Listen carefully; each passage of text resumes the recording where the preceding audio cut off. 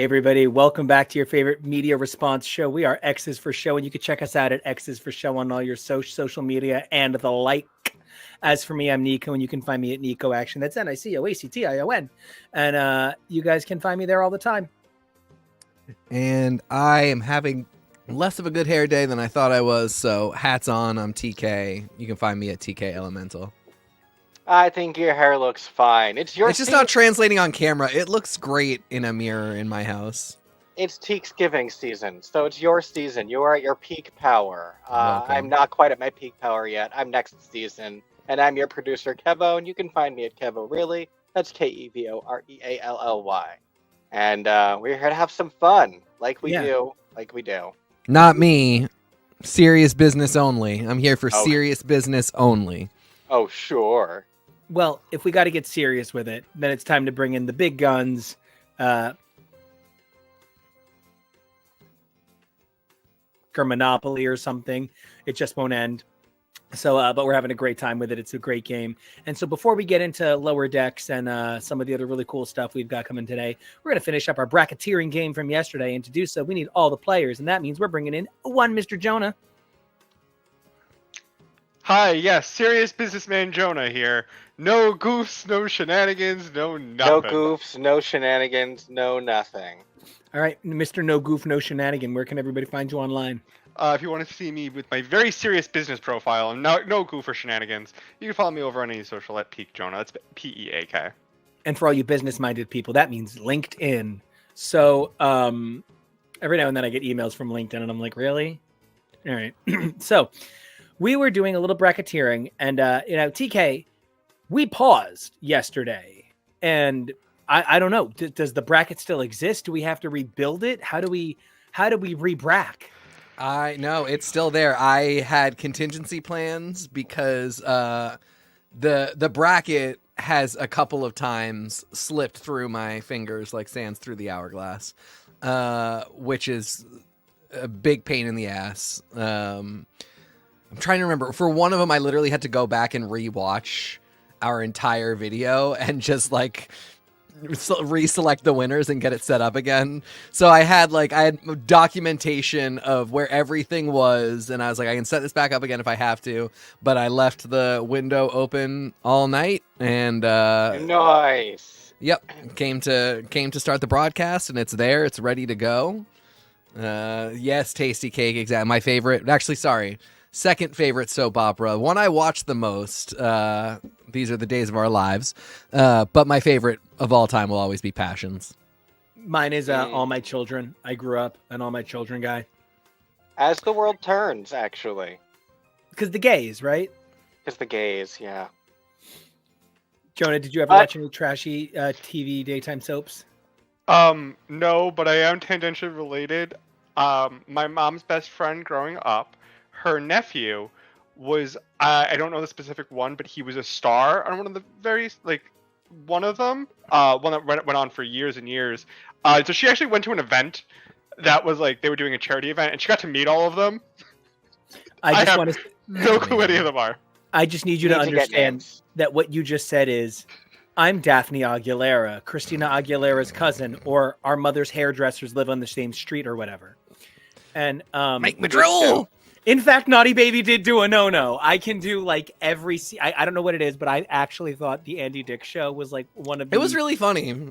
It's kind of a fever dream. It feels like it never really existed. But so many MTV things like the Osbournes, they don't feel real. Is that the one where he's handing balloons to somebody outside saying, I hope you have a horrible day? And No. Who am I thinking of? That's even a different MTV fever dream. That's just some kid. Wasn't that Andy Milonakis? Thank you. Yeah. Milonakis. Yeah. No, I mean, and God bless, MTV has always done that. I love to, I tell everybody about The State.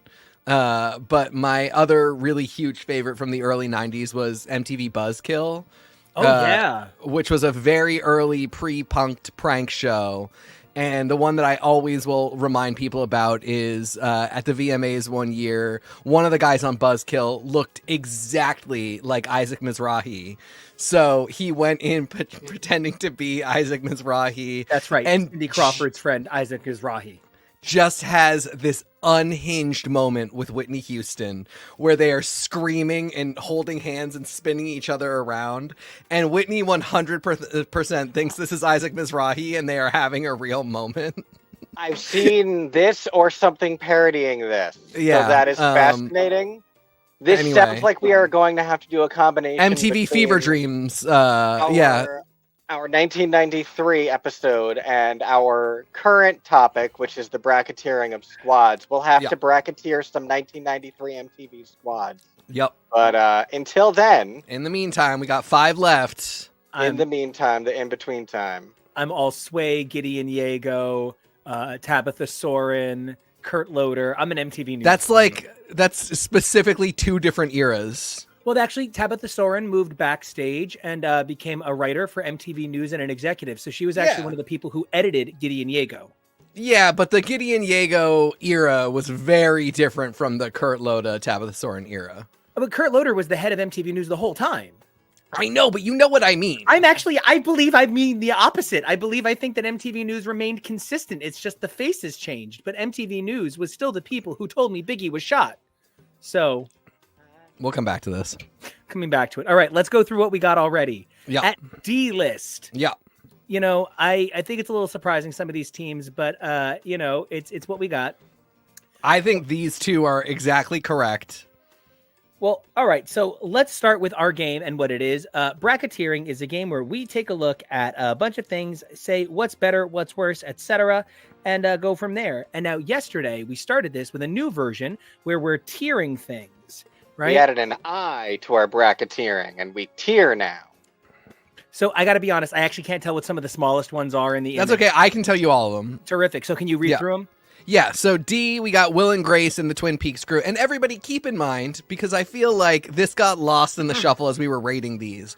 This is specifically about squaditude. This is not which show we liked better, who was more awesome, more funny, more anything. It was how they are as a squad. And so at the bottom, we've got Will and Grace and the cast of Twin Peaks. Famously not a squad, the cast of Twin Peaks. Yeah. In C, we've got the crew from Justice League Dark. We've got the Looney Tunes Justice League. We've got the Smurfs, Personal Crusade of Mine. The Designing Women and the cast of 30 Rock.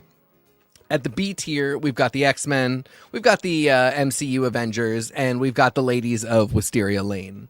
The A tier, we of course have the Scooby Gang from Buffy the Vampire Slayer, the Scooby Gang from Saved by the Bell, the Scooby Gang from Gargoyles, the Scooby Gang from New York City, that's Sex and the City, the Scooby Gang from Central Perk, and the Scooby Gang from the USS Cerritos, who we will be talking about later today. And you're an idiot. Yeah, a big one. Big time. And in S tier, we've got the Mighty Morphin Power Rangers, the Teenage Mutant Ninja Turtles, the Golden Girls, and the Ladies of Living Single. Sorry about that. I had to fix my audio. But I think what we're trying to get at is every single one of these is a Scooby Gang. Mm-hmm. No, I love what we've come up with. Were there any that anybody thinks that should move up or down? Yes. Smurfs belong in D. I agree with that. And I think the Power Rangers, and if I will let the Ninja Turtles go if the Power Rangers go, but I think they should be, I think Power Rangers should be way lower, but I don't think they should be S. You know, I really hear that. I think part of it is squaditude for me. If we're saying that Twin Peaks is at the bottom because there's no squad there, I don't know how Smurfs can also, like, by virtue of they literally are a community who is literally willing to die for one another. They are a community who exists by virtue of the magic in their souls, animates all of them. I don't think there is a goal, like a group with more squaditude than the Smurfs.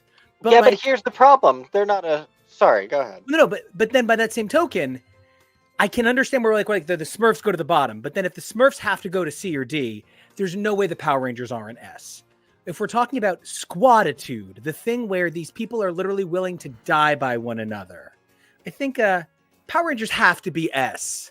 They're literally also willing have- to die together. There also have to be more limitations too. Like I think the Smurfs get knocked down to C because they are not exactly a squad so much as they are a village of sort of mostly faceless people. There's like 20 Smurfs at least at any given time, and we only focus on so few. Like that's not a squad. They are an S tier the same way that Twin Peaks can't be because it's a town. Yeah, I see it. And you know, but like even then, Smurf Village, Twin Peaks, maybe there's a little bit more connection there than I'm giving. Thank you for reminding me they're a town. But I do think if we're gonna say that the Smurfs are just a bunch of people and that's why they're at the bottom, and so are Twin Peaks, I think then the Power Rangers, a group of kids who are never apart, really are S class. Yeah. It's This about is the ride hill or you're die. dying on. I hear you. It's not so much It's the hell I'm about dying ride or on. die. Okay, well, if that's our criteria, shouldn't then the girls of Wisteria Lane be lowered? Well, but what I'm saying is, I'm not saying that then that's the hill I'm dying on. I'm saying that if you're saying that the criteria is squatitude, half of these are D's because we're ignoring the squatitude. Like, we got to pick a lane here. Is it because they're a cool group that stick together? Is it the squatitude, or is it you just don't like them? And like, that's a different vote. No, I mean I love the Power Rangers. Please, I grew up with the Power Rangers. So, It's Mhm. there's Squatitude has many dimensions to it, and one of them is the kind of I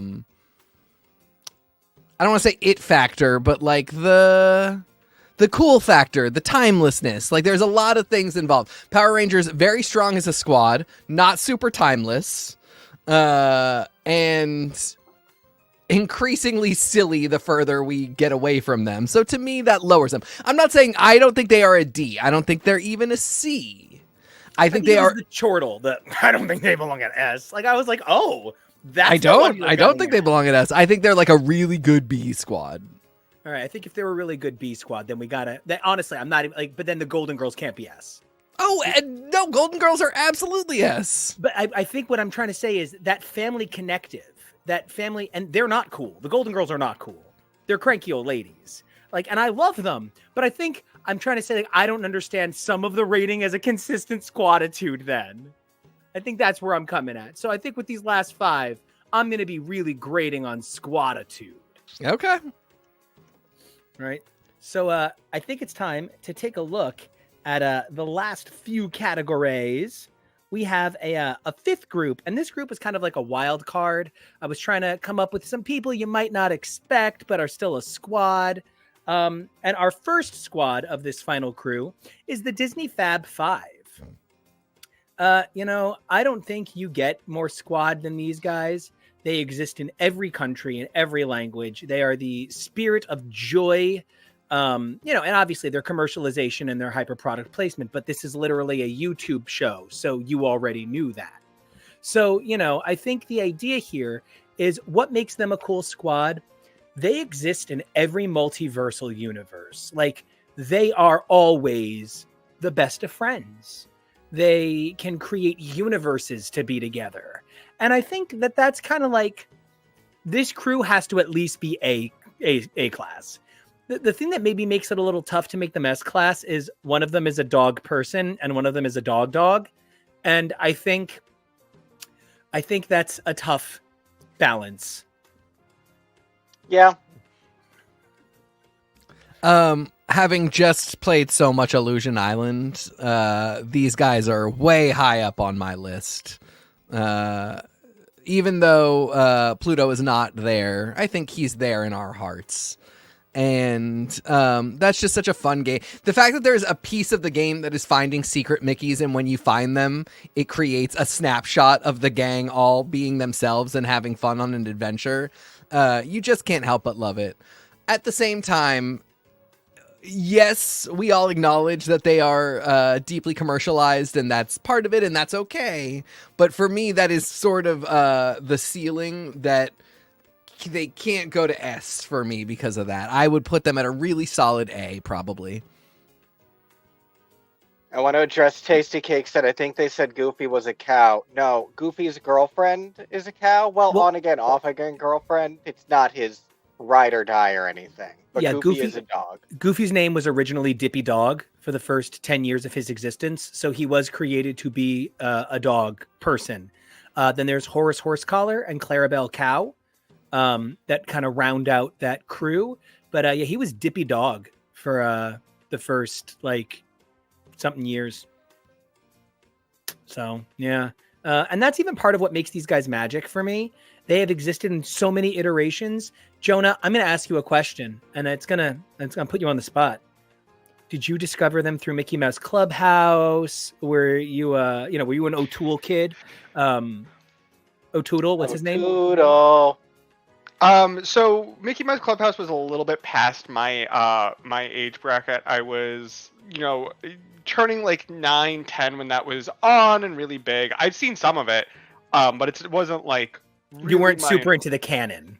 That's kind of like how I feel about House of Mouse, which was a cartoon show that showed like old Disney cartoons. Like we were entering middle school when that started, so it was just a little bit too late for us. Yeah, that House of Mouse was my jam. Yeah. So no, Disney has been. I was introduced to Disney at a very young age. My mom has a lot of Disney memorabilia. Unfortunately, we lost a lot of it due to Hurricane Sandy. My mom used to have like art books, and we used to have a whole VHS tape collection of all the movies back. And this was way back. Oh, geez, some kids don't know about this, but the Disney Vault, where some things weren't released for a long time, and they would be like, "It's going back to the Disney Vault. Get it while you can," and you had to scramble to go get it. But no, these are the best of friends. They mean a lot to one another. This is like, and as you point out, like every iteration, no matter what country, no matter what universe, no matter where they place them, the consistency between them is they are best friends. And if the criteria of squadliness is, ride or die, how do we, going across with one another, I'll always be there for you. Thank you for being a friend. They are, that important to one another. They're very squadly. So I feel like we're getting like a good A to S range. Anybody got a Kevo? Where are you putting them? You A in them? You S in them? You S in them right in the D because it's Disney? Oh no, you're on mute. Yes, I am. Thank you. It's hard for me to say S for them, to be honest, just because I don't know. It feels a little bit too easy. I think that they can be a little bit sloppy sometimes. I think that their members, especially that one on the left there, can't necessarily all be trusted to do their job. So I don't know. I don't know if I can give them an S. I can't believe you would come for goofs when you have a goof directly above you. My goof gets the job done. Oh, goof. There's no one like him in the business. All right. I think we're saying A class here. A squad? All right. Very busy A squad. So, all right, guys. Now that brings us to our next crew. I kind of got dinged on this one a little bit, and I kind of understand why, but I want to say why I put this crew on this list. I put the Whose Line Is It Anyway crew as a pretty consistent crew because there are very few people quite as vocal as Ryan Stiles, Colin Mockery, and the general crew from the Whose Line team, but mostly those two, talking about how they are a huge part of this SAG-AFTRA strike because as improv writers, they're only given like royalty credit for being actors, not for being writers. But there would be no Whose Line without them as writers. And they've kind of been on the forefront of this debate for years. And something that needs to be mentioned is, well, sure, Drew Carey has moved along. He was replaced by the vastly funnier Aisha Tyler. Not that I don't think Drew Carey is great, but Aisha Tyler is like perfect. And stay in your price lane, price boy. And Wayne Brady hosts Let's Make a Deal and still is a part of this. Like, he doesn't need Whose Line money anymore. He has Let's Make a Deal money and daytime talk show money, game show money at that, outranks primetime improv money. So I just think this group is at least a B squad. They really are a bunch of people who have been at this for 20 seasons And the main three are still the main three after 20 seasons. That's squatitude. I'm gonna let Jonah go next because I feel like Jonah is our hardest advocate for improv. Yeah, yes. Yes, and sir. No, but improv is one of those things where you really gotta trust who your scene partner is, what you're doing, to not only know that they're going to take the spotlight when they need it, but also be able to offer the spotlight to you when, you know, it's your chance to shine. Improv is one of the harder mediums to do, because it's one of the forms of comedy that, you know, it's either really good or really bad. There is no in between of improv. There's no that was okay improv. The first octopus president, and I will never run out of ink. I hate it. I hate it here.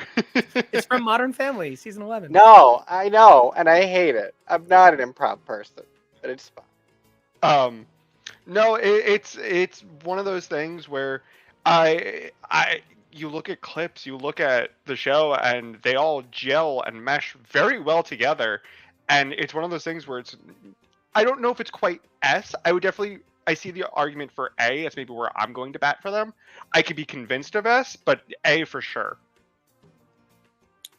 I said B for me, so I'm willing to go B, but I think A would be pretty cool. What do you guys think? What's your quick audience suggestion? A or B? I'm a B vote. That was a terrible noise on air. I think we're probably gonna end up at a B then. I was a big fan of Who's Line when I was much younger. Tasty Cake chiming in to say he's been a fan of the original crew from the UK. They are a true squad in all forms, performing together. And I really respect that part of it. But I don't think that I can give them an S, because I don't think that they're necessarily I don't know that they can save the world. I think if they were in a zombie apocalypse, I think they might fold pretty quick. I do But want that's to not. I love That's that not as a targeted. criterion. That's not targeted at them specifically. No, of course it's not. most entertainers and comedians. I would give Wayne Brady's OnlyFans an S+ though. Oh yeah. But unfortunately, we're not judging on that. Also, I don't mean this poorly, and this will be for the second episode, but every time I kept seeing that picture, even though I have the docket that's all these squads, I really thought that was the Good Place. I love it. I keep thinking it's Black New Girl. So two sides of the same coin. Black New Girl and The Good Place. It's really the same show if you think about it. Guys, Black New Girl But would only be if you think about incredible. it. She would just keep being like, guys, this mid-aughts white nonsense, we gotta cut it out. It would have been a very different show if somebody had no patience for it. No, Yeah. even Would you call better. it Black New Girl or New Black Girl? Black New Girl. Orange is the New Black. In 10 years, someone is going to discover the sitcom that had been Black New Girl the entire time. Much Yeah, like exactly. Living Single, and we're all idiots. So. Exactly. Oh, Speaking man. of idiots, Speaking of idiots, there are no stupider four fucking people on the planet than the four of us in this line. But if anybody could give us a run for our money, it's these idiots over here. These idiots are my best friends. I love these fucking morons more than anything. I never thought RuPaul would mean what she means to me. I always knew, Michelle was from the Garden State. Shut up. So, I've long had a huge emotional crush on both of the guys on this. Actually, I've rooted for Ross since he was I remember one of my friends actually was friends with Ross when he was an up and coming comedian. Years since he has become way too successful. But I remember just rooting for him because he did every shit thing anyone's ever done to get famous. And if you're from the tri-state area, I'm going to make an example for you and you'll understand what I'm saying. Guys, Ross Matthews is what happens if it actually works out for Scary Jones. That really is that's what happens if the morning zoo really does have room for you. Oh my god. Yeah. Well, and call it, and at the same time, call it what you want. But like Queer as Folk, not Queer as Folk, Queer Eye for the Straight Guy was a moment at the time. And I just taught older boyfriend the phrase "the moment," and he was like, "I hate this world." The way he murders the English language and he hates the world for the moment, sure. But, you know, Queer Eye was a thing, and Carson was one of the biggest faces of Queer Eye, if not the hot one. So the fact that he is still this person who has this influence on queer pop culture in tandem with Rue is pretty cool. I mean, how could we forget the most important thing Carson Craigsley has ever done is rap battle. I like big bows. Also, I just love that Polar Nights is coming in to ask if Kevo, in fact, does have a big axe to match his Flannel King look. Is the prop out? It's over there. I'll grab it in a minute, but I do. I have an axe, and I'll bust it out in just a mo. But first, let's talk about these mows. And they're all they're mows. another one. They're another one where I can't give them an S because they would absolutely fall all over themselves. If there was a power outage, not even an actual citywide blackout, not even a zombie apocalypse, if the power went out in their own building, they would be murdering each other for the last few bars of battery on their cell phone. So they love each other and they're ride or die in a lot of ways. But I don't think they're an S squad. Proof I am RuPaul is one time there was a blackout when we were at TK's house and I started sobbing uncontrollably until he turned on the generator. You did not sob uncontrollably. You were visibly not pleased. I was in a strange city and there was a blackout. I really understand why RuPaul would eat Michelle Visage if there was a blackout. You heard it here first, folks. RuPaul ate Michelle Visage. More at 11. So, okay. You two are the two that got us into this. You are the two that made 80% of this fucking show RuPaul. And against your wishes, I think, and maybe by accident. But I would love to know. Do you just want to bring it over here rather than like carry it back in there? It's over there. It's right there. It's right behind the. Oh, you were looking for that axe. And my axe. Multi-axe household, people. No, I thought he wanted my axe. I have a giant thorax. And that's our show, ladies and gentlemen. Thank you. Okay. Nico admits he's a bug. He's finally admitted it. Thwip. All right, you two got us in this mess. Talk to us about how you feel about Drag Race. This crew, this squad.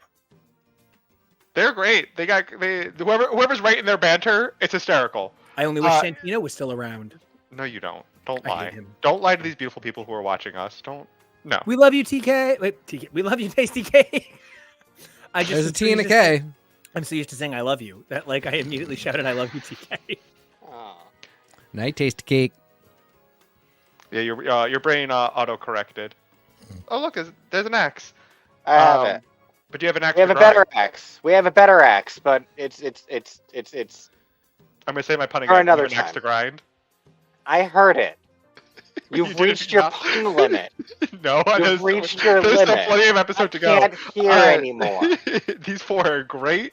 Yeah, they're great. We love them. Not S tier. I don't think. I mean, Ruppel doesn't really know. I don't think Ruppel still knows Michelle Visage's kids' names, so I don't know if I can call them S tier. A or B, really? I mean, I love that you keep calling her Rumpelstiltskin. well, I mean, I bet she knows there's more than one. I don't think she knows that. I think she thinks it's the same kid dressed up differently each time. I seriously think sometimes she's like, this is the same season crew as last season, right? We've just put them in new drag. I seriously think that. You two don't know this. TK absolutely does. There, well, on What's the Tea, which was RuPaul and Michelle's old podcast that they don't do anymore. There's the episode where they interviewed Katya, I think for the second time, and RuPaul and Katya are just jibber jabbering, and RuPaul trying to figure out what season Katya was on, and it takes RuPaul at least 5 minutes of running through everything to remember who won her season. It took my grandmother dementia to get that No, bad. You know what I mean? My mom was a teacher, so I get it. When you get to be that age in your teaching career and you've had so many classes of young children, you don't remember all of their faces. Oh, I was going to say, there's only a very small amount of winners that you have to remember. Yeah, I think the funny thing is, like, there are people that you really expect that she will know, just because of their, like, unmitigated popularity. You know, like, I get if she doesn't know every queen from season 8. Like, or Blood Vendettas. Don't forget about Blood Vendettas. Yeah, exactly. Well, you know, a couple of those queens are her Horcruxes. That when they are...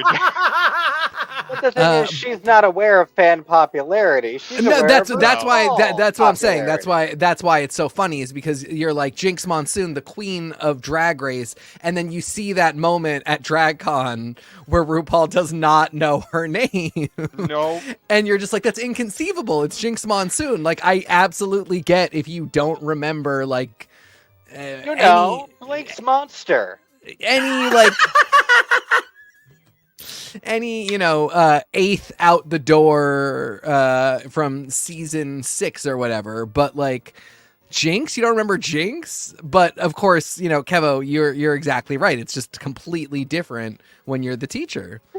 Jar Jar Binks?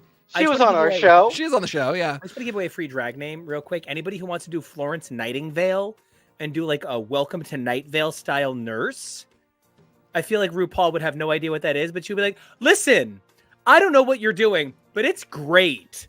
This is like, fucking weird. You should start a podcast where you... It just gives the entire thing.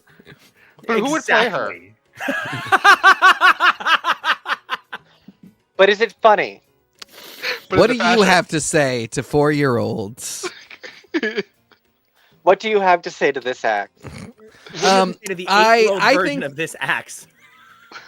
I think there are ways in which this is like such an iconic S-tier squad. You know, their Family Feud moment was absolutely incredible. They are, I think one of the most impressive things about this group is they clearly like each other.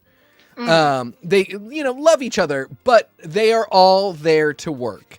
And there are moments where you're like, why aren't they being sweet and hugging? Why isn't RuPaul stopping the work that she's doing this month to go hang out with Michelle on her family vacation? Because they're not that kind of friends. No matter how much they love each other, this is a professional thing. And if somebody can get the bag, this is a group where it is understood the bag is a bit more important than hanging out. And I respect that a lot. What? On a tier game of this that is like groups of reality competition judges, they would definitely be S tier for me, because I really agree with what you're saying. And I really feel like, you know, as a group of idiots ourselves who love to make things up and play by our own rules, but still pretend we're professional, I really admire everything that they do, because it's what they do. They're making all of this the fuck up. So when they're like, they do nonsense sometimes, but they take their own nonsense very seriously, and they don't just mess around. And I feel like it's one of the ways in which they trounce Project Runway, because that's like an actual legitimate professional industry. And I feel like they constantly fumble. I feel like they constantly don't take it seriously. They are basically the daytime staff at an Applebee's. I feel like they have no standard set of standards that they constantly judge by. But I feel like with these people, you know what they're going to like. You know what they're going to say. How many times do girls go down the runway with something that they were told not to, and we as the audience know what's going to happen narratively because they're consistent? And we don't get that on Project Runway, and it's why this season fell apart for us. But it's why, as far as what they do for their job and their that category, I would definitely say they are S.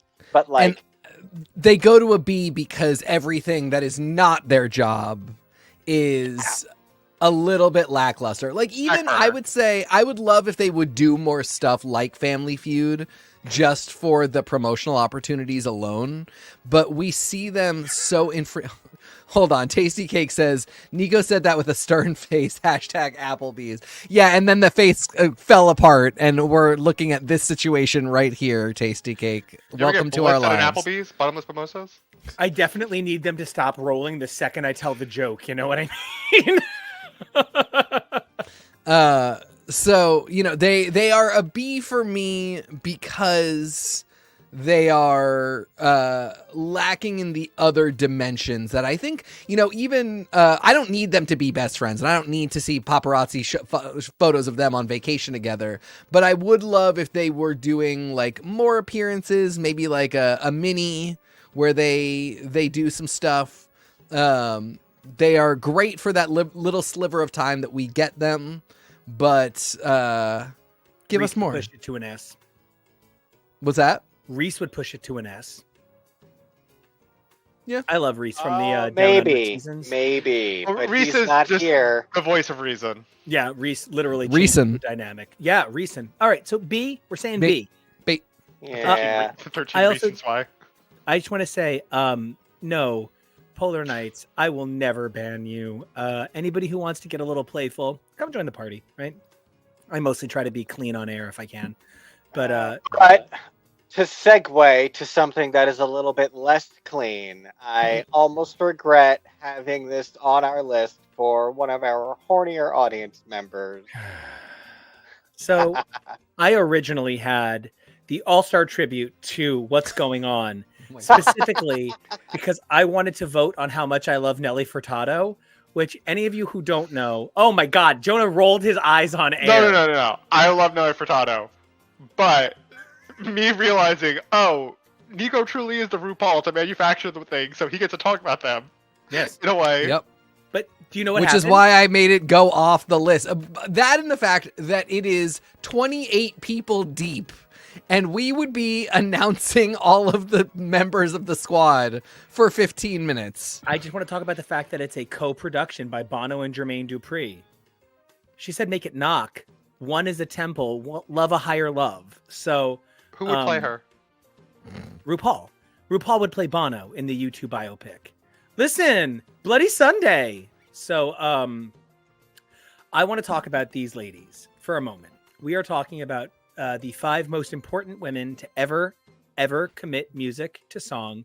Of course, I'm talking about the real Spice Girls, the women of Lady Marmalade. And of course, unfortunately, only 4 women are celebrated. But the woman who put this all together, the woman who is being inducted into the motherfucking Rock and Roll Hall of Fame. I cannot doing stop.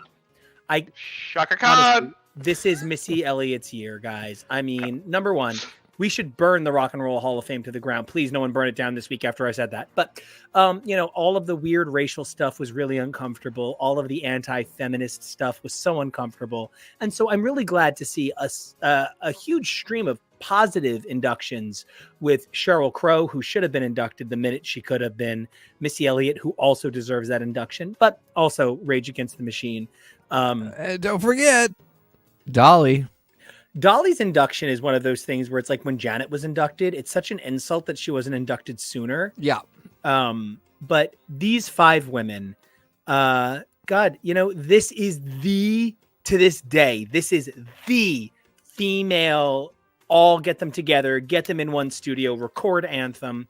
This is what Bang Bang was hoping to recapture with only 3 women. And I'm sorry, but Nicki Minaj, you are no Missy Elliott. And you are a million amazing things, but you could not be the Christina, Mr. No, she would have been the Lil' Kim.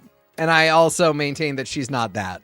So I want to really be clear that this is the ultimate S Squad performance, but knowing that these women so did not get along is tough.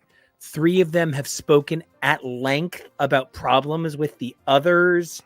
Pink, not a big fan of Christina. Christina, not a big fan of Pink.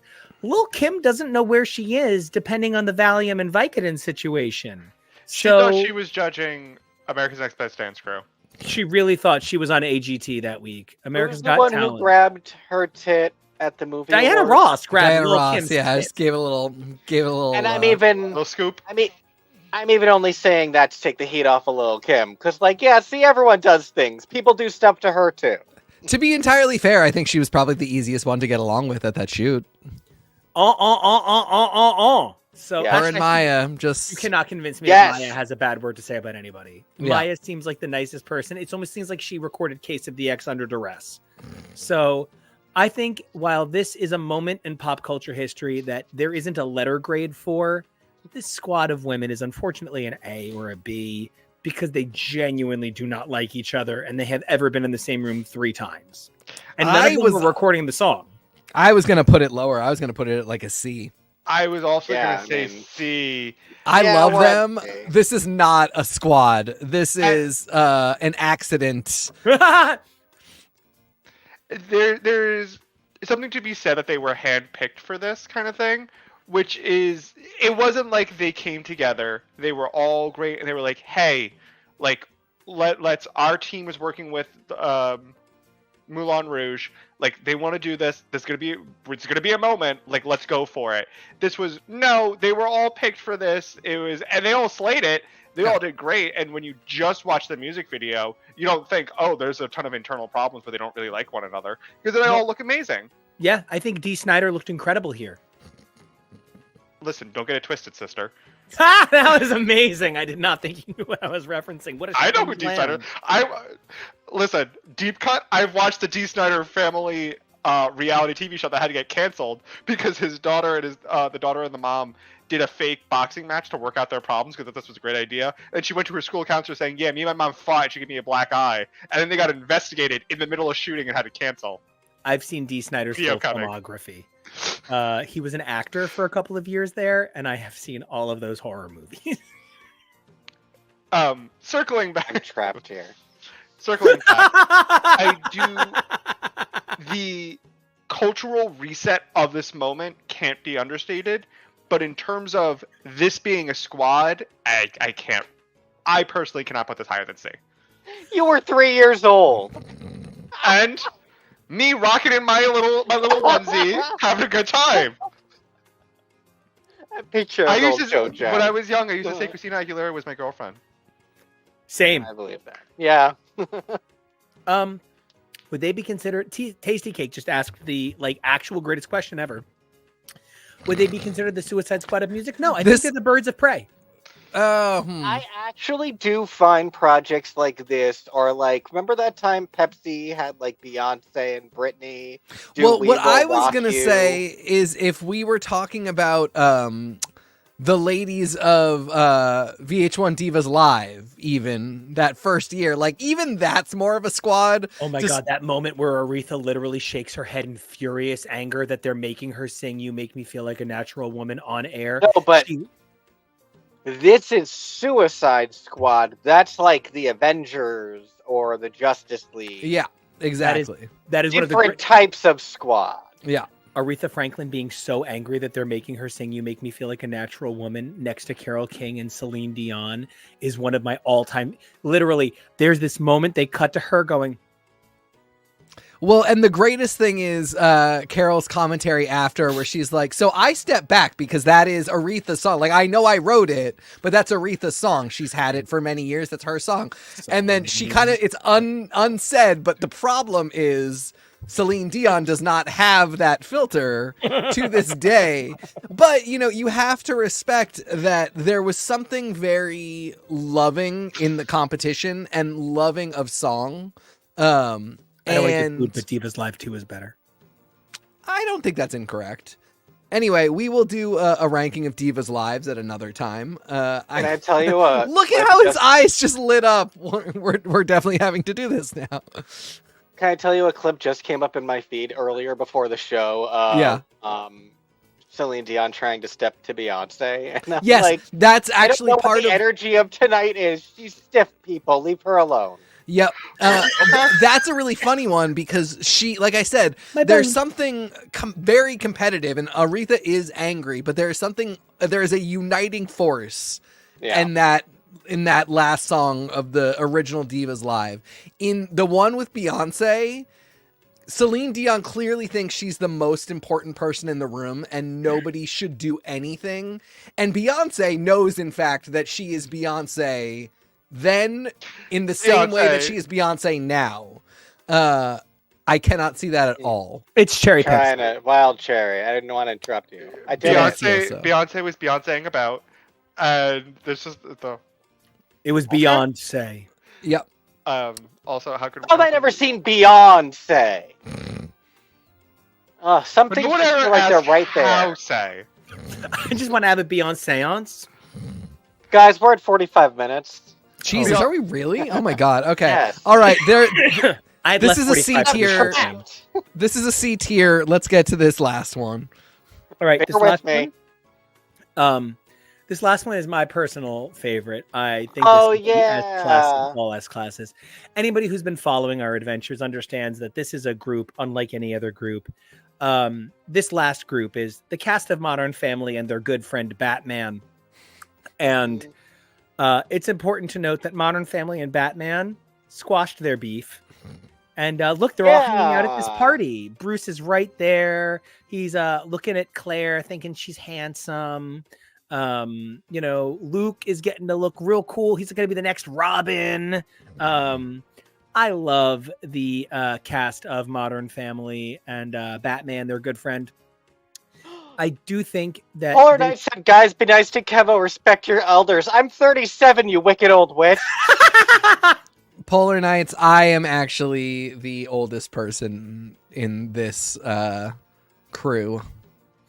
I'm just the mom, so I'm stuck this way. Yeah. Oh, so Tasty Cake is saying say wah.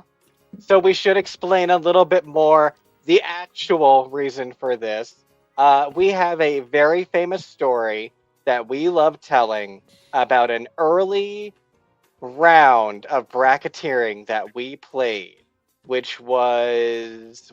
Does anyone remember what the specific title was off the top of their head? it was our first bracketeering. I think it was just like It was properties. I think it was like our favorite properties.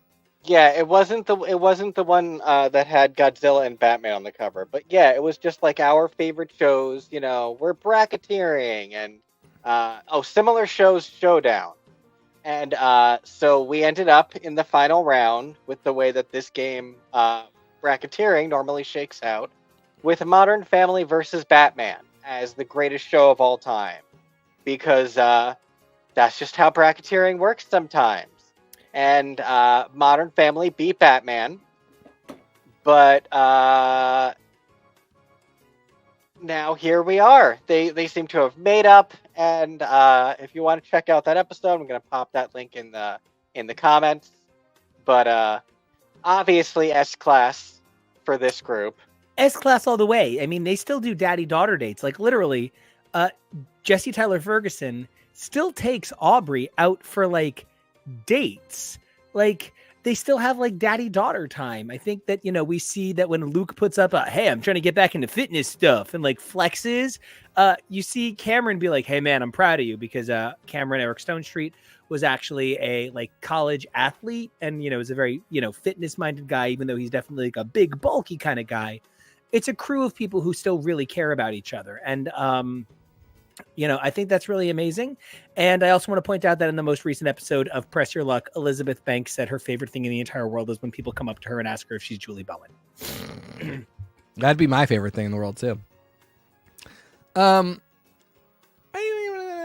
For me, they're a B, a very loving B. They are often funny. They're a broad and diverse bunch. Well, kind of. Just in terms of personalities, if not background. Yeah, I don't know. My vote is B. A very loving B, but B.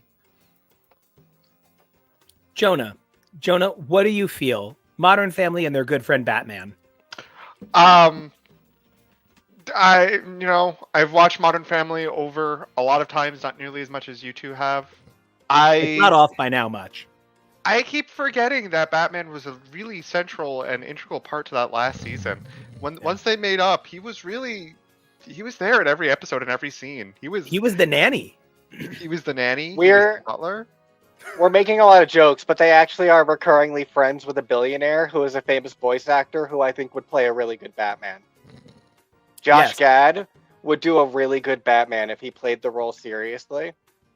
Oh, I agree. Josh Gad, who is currently out there doing the best he can with Gutenberg the musical, which is not getting the best reviews, but man, I really can't wait to see it. So, And funny enough, this has Ariel Winter, who will be talked about later today when we cover. Yes, we Lower Decks. will.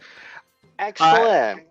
I have to look at this, take the rose-colored glasses off that Batman gave me because he was so kind, and think about objectively, okay, the squadliness of this squad. Probably realistically, they act like a family. And sure, you can make the argument that they could be tighter, they could be kinder to one another. They are quite mean at some points, but that's also because they're on a sitcom and they have to make the jab because that's the funnier answer than the emotionally intelligent nice response to somebody, as opposed to berating somebody or stealing their login information and then charging a ton of money to their room. I would really say, really trying to be a little bit objective of like, okay, stick to the criteria, high B, low A. all right, Kevo, we got an A or S from me, a high B, low A from JoJo. TK said firmly a B, but Kevo, how do you feel about the Modern Family and their good friend Batman? I think we're ultimately going to end up leveling out an A. I'm with you at the S or A, but I'm willing to let it go to A. I know we have rose-colored glasses for this show, and I know, things like Jonah's point is correct. They can be a little bit mean, but they are pretty ride or die, I think. Even with what the series finale is, I think, I was just saying to Tori, who our good friend and show contributor, Tori Sheehan, just watched the whole show for the first time in about 6 weeks. And I was saying to her just last night, I think it's really funny the way that it times out where the show ended in the actual real world calendar. Because, characters move away but then in the real world, COVID happened. So I think the season 12 of Modern Family actually would have been everyone moving right back because of COVID. And it almost couldn't have worked more perfectly for their show. But they, I think, always come back together. So, but I know we just feel a special way about them. So I'll give them the A. I accept. I just want a tasty cake to know he's not the only one, attractively drinking. So, yeah, A. Okay. All right, guys, this is it. With that, we have cemented our grouping. I do want to say that this really kind of lines up with the sort of American electorate of, some very heavy. Everybody feels like it's a good, the second one is where we're all at. We are very careful to put people in the bottom class, even though we kind of all agree that that's fine. I think if I made any adjustments to this, it would maybe be realistically adjusting some of the levels after the fact. I do think that the 05 X-Men are a B, but I don't think that the 05 X-Men and the original MCU Avengers are the same level. I also wonder about the reality of putting the Desperate Housewives and the Who's Line crew in the same place. But I can tell you that the Desperate Housewives and the judges from Drag Race belong in the exact same category. So we did at least one thing very right. Does anybody have any final movements, changes, edits they would make to this?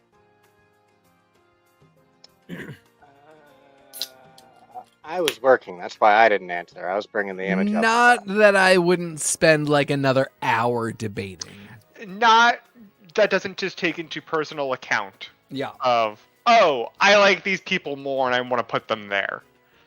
Did Sex and the City end up the only D? That's rough.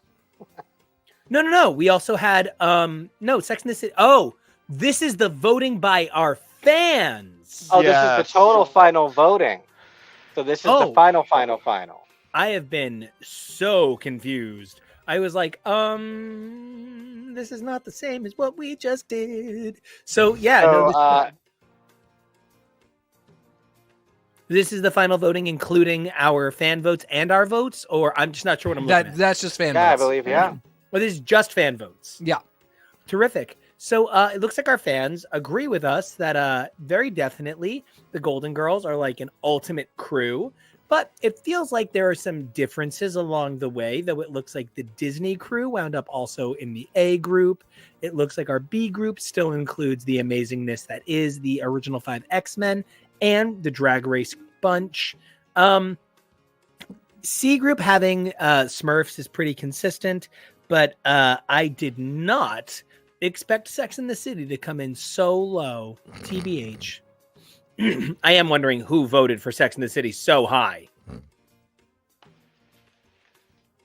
That's a great question. All right. Well, I think with that. Oh man, we temporarily have an invisible Jonah, but he's back. There he is.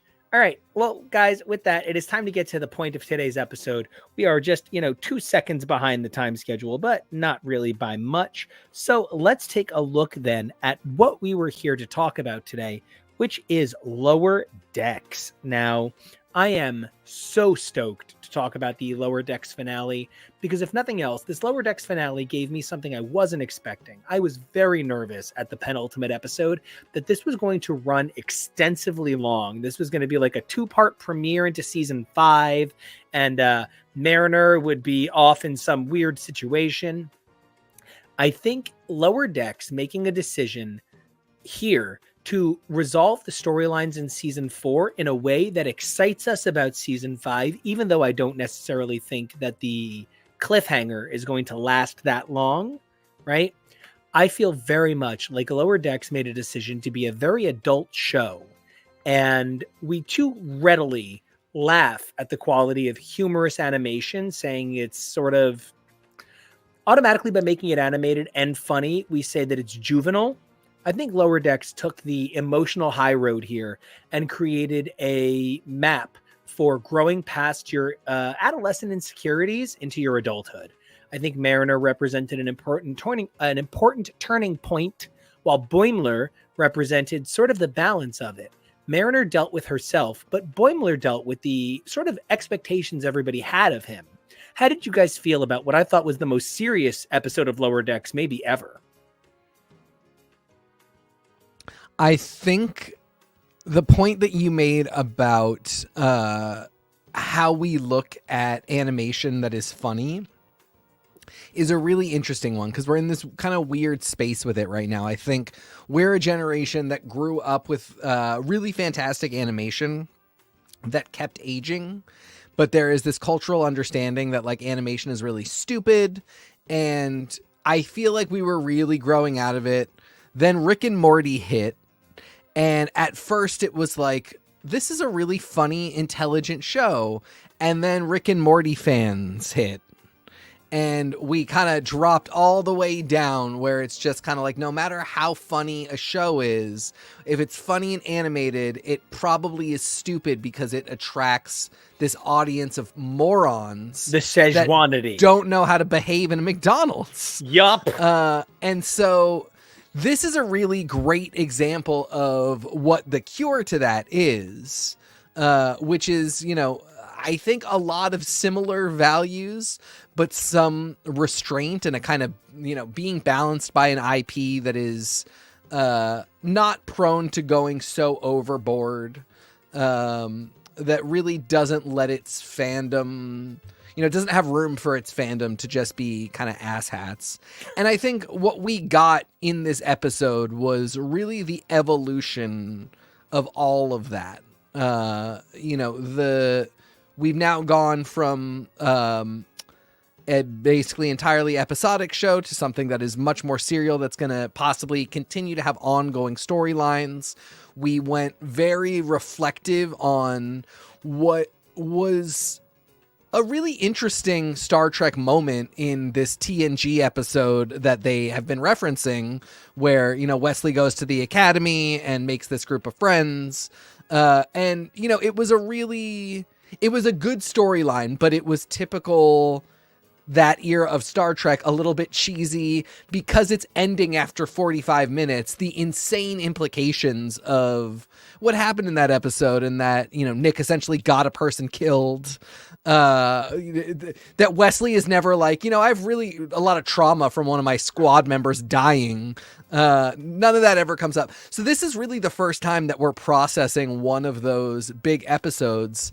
And it's not done in the way that Picard would do it, where it's very serious business and, there's like a lot of potential galaxy ending ramifications. A lot of wine. It's much more like what it is like when we as humans process trauma, which is we probably laugh about a bunch of stuff. We are probably acting like idiots at the time. We go on with our day-to-day lives being stupid, but reflecting on the events as they happen. And maybe if we're lucky, we get a chance to do better. So just all in all, I really did think it was an interesting and special episode. I've seen a lot of headlines kind of speculating about this idea that now Lower Decks is now entirely a serial show and it will never be the same again.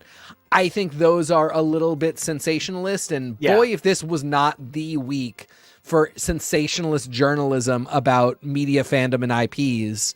But I am really curious to know if this has sort of stoked a fire in them to make this kind of a broader narrative rather than a series of really good vignettes and episodes. I also have to say, I think it is absolutely ludicrous for headlines to be saying that this show is now an entirely serious show. I do declare. I think they made it very clear, even consistently throughout the episode, that there is still clearly tons of comedy to be found from this series. Even in the most dramatic of moments, there is comedy to be found here on Lower Decks. The detonator behind a paywall. And yet at the same time, as there always has been, there are heartbreakingly beautiful moments when this nebula reduced down to their Nova maneuver, which is, I hadn't realized when I was making the images for the episode last week. I went to the wrong window. I hadn't realized when I was making the images for last week, and I highlighted this as being the symbol for their Nova Squadron, like the fleet. I was like, oh, this is something to think about. Oh, that's the symbol from this episode from 1992. And so for them to, like, even something like this be such a beautiful and deep and sad and poignant cut, yeah, it's always been pretty serious and it's always been pretty funny. And I think that this, if anything, lived up to a lot of the promise of what we always hoped Lower Decks could be, and has been growing into for some time. I am sure, Kevo, you got to talk about it last time, but I still, the fact that we were just browsing television and then that episode just happened to be on, and you were telling me the importance of that episode. Oh, the Lorcano episode from TNG? Yes. And it is almost weird in a way that episode came up and that this finale that's essentially 2 parts involves that. That's literally it's the main story. And we didn't I didn't see the entirety of the episode. I didn't know exactly what was going on. So I did appreciate that there was also the kind of recap at the beginning of the finale episode. This episode was also so weird because it felt like it had at least some slightly conflicting messages about the punishment of what Nick and the crew did, and this idea that somehow towards the end of it, because Nick agreed that I'm the only person who will be punished, kick me out of the academy, everybody else should still get to stay, Wesley takes that as, oh, he said what he was going to do. He sacrificed himself for the team. It's what he threatened me with. And it was one of the things that's like, no, you still did a bad. You all still did bad things. Regardless, I found it so fascinating that the Lower Decks team chose this episode to expand a story on, that they chose Nick to be their villain, essentially. And it was one of those things of, this is a show absolutely made and written by and for Star Trek nerds who really do love these kinds of references. Going into all of that, I don't really understand this Lower Decks is now serious. Did they watch the fight between the Orion and Dr. Miglimo? Like, Fluff, you're down. She has terrible allergies. no, it's embarrassing when I do it. Fluff, you're down. Oh, Tendi. She tried. She really, really did. Yeah. But I want to interact slightly with something that you said, TK. The popularity of adult animation really kind of can be traced back to another sci-fi show of Rick and Morty. You know, adult animation isn't something new. We have shows like The Simpsons, Family Guy, American Dad, and you know, we have a lot of shows that come across on Adult Swim, things that are, you know, in the same vein, stuff like Robot Chicken, things that are not quite animation in the classic sense. The funniest cartoon I've ever seen, Akira. When you think about adult animation, Akira really did raise the bar for adulthood and animation in America. And I was just kind of like, wow, we kind of forget that there really was dramatic animation in the early 90s in America as well. But these points are all so strong. It felt like, at least for a while, a lot of this idea of animation could be made for adults really kind of fell to the wayside, because a lot of it was relegated to 2 o'clock in the morning on a station that was part of a different station. Adult Swim not being its own station is fascinating to me, but it's a lot of it is being relegated to these very late time slots that not a lot of people can really watch. And you know, there's definitely people recording it when that became more popular. But when Rick and Morty showed, oh, you can do these adult things in animation, I think it did kind of open the waygate. And Rick and Morty walked so a show like Lower Decks can soar through the solar system. They're doing different things. They have different kind of audiences for the most part, but at its core, they're both shows who use sci-fi and use what they can with animation to do things to showcase to their audience that you really can't do in a live action show without it costing a crap ton of money in terms of CGI, in terms of editors, and to doing all these different things. It's amazing what the medium of animation can do, and you know, this finale I think kind of just shows it with the different things that are so beautiful and gorgeous. Like, imagine them having to build this set. They'd have to build, and then imagine them having to showcase all of this. Yeah, you know, we just finished watching Voyager, and we went directly into Enterprise, which has been rough. Oh, it's been rough. It helps that the men are hot. It really does. But it's really fascinating watching as the production of Star Trek has evolved and seeing that, like, they're finally able to use CG in a way that looks so much better than it did 15 years ago when TNG first started. And yeah, they're able to do things, especially in animation, with both the characters and the sets being all drawn, that they really aren't able to do even in the modern era with Star Trek, with everything that they have with CG now. It's still hard in live action. And absolutely. And that my point I think I definitely want to come across is there's a place for comedy adult animation, there's a place for serious adult animation. Animation in and of itself does not relegate it to being for a younger or a kid audience. That medium shouldn't be off-gated to certain age groups because of this idea and notion that it's for kids. However, I don't agree with the point that this show has become serious. I feel like that you'd really watch the episode. There are plenty of moments where there's comedy. There's plenty of moments that I think it's still going to be hysterical. Them taking a moment to do one episode that covers kind of this serious topic and exploring this idea of what if Nick wanted to make his own Starfleet in a way because he feels like he was owed that. This idea that it was taken from him. because people didn't listen to him, when it's no, he did something bad, he did something done, and it got somebody hurt and killed. And I don't think that's fair to say to this show that you can't do that. You can only be slapstick, hysterical, ha caves.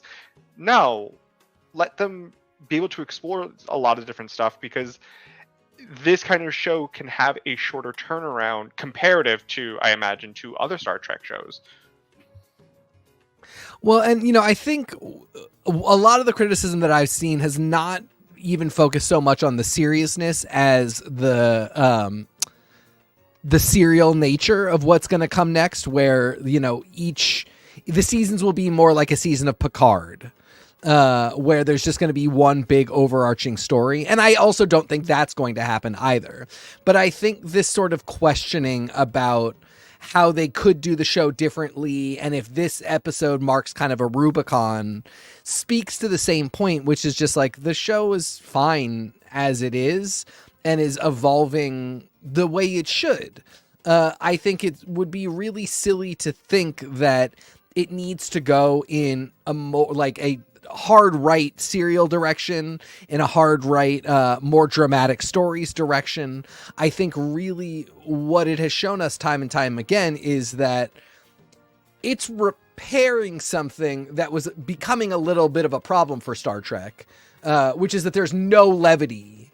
The jokes in Star Trek are so few and far between in a live action season, and they're it's Worf saying assimilate this. Like, there's so little like really good humor. But again, like, if you're saying this is who we as humanity become, there's going to be goofballs and there's going to be silly people, and it's not just going to be like, oh, Miles O'Brien, you're so silly, now be really serious while we do the dramatic stuff in this episode. It's going to be stuff like undercutting a dramatic moment with, this guy sucks, don't listen to him. Exactly. It's so human. Yep. And even that moment of insert the credits to defuse the bomb, that is stupid, but also it conforms perfectly to what we know about Ferengi. There's no reason to think that wouldn't be the case. And to be able to blend a sort of slapsticky comedy moment that is going to resolve a semi-dramatic plot with a plot point that is real to the universe we know, but also silly because an alien species driven purely by profit in the way that Star Trek has set them up, it can't be anything but silly. It took Deep Space Nine so long to get us to take its Ferengi crew really seriously because the entire establishment of who they are is a little bit silly. And so there's what? No, I was really taken aback, genuinely, by the plot moment of when Tendy's sister double-crossed them by giving them a crappy ship and was like, that's Orion's for you, because it really genuinely is. Yep. And for them to, in the same way as with the Ferengi, in the same way as with the constantly double-crossing and untrustworthy Romulans, they find these ways to really tie in these fundamentals of this existing universe to make them so critical to the plot. Nico. I need to say three things. Number one, anybody who wants to know our actual relationship to one another, I am pretty much Mariner. And that moment when she was like, this guy sucks, that is literally me on Zoom meetings at work, which is why I'm constantly booted out of Zoom meetings at work. Kevo really is Boimler. Jonah is Rutherford in all the ways, and TK is the captain. And that really is the relationship that we kind of drive each other nuts with. But part of that is that I do think that one of the things that Lower Decks is kind of emotionally trying to do is the captain really is a necessary part of their organic flow. The captain is a part of the way they operate as a group, but she's elevated to a captain status because this show is called Lower Decks. This show isn't called The Cerritos. And in a show called The Cerritos, it would be about this multitude of characters from a number of different shifts. But this is about a group of people specific to this category.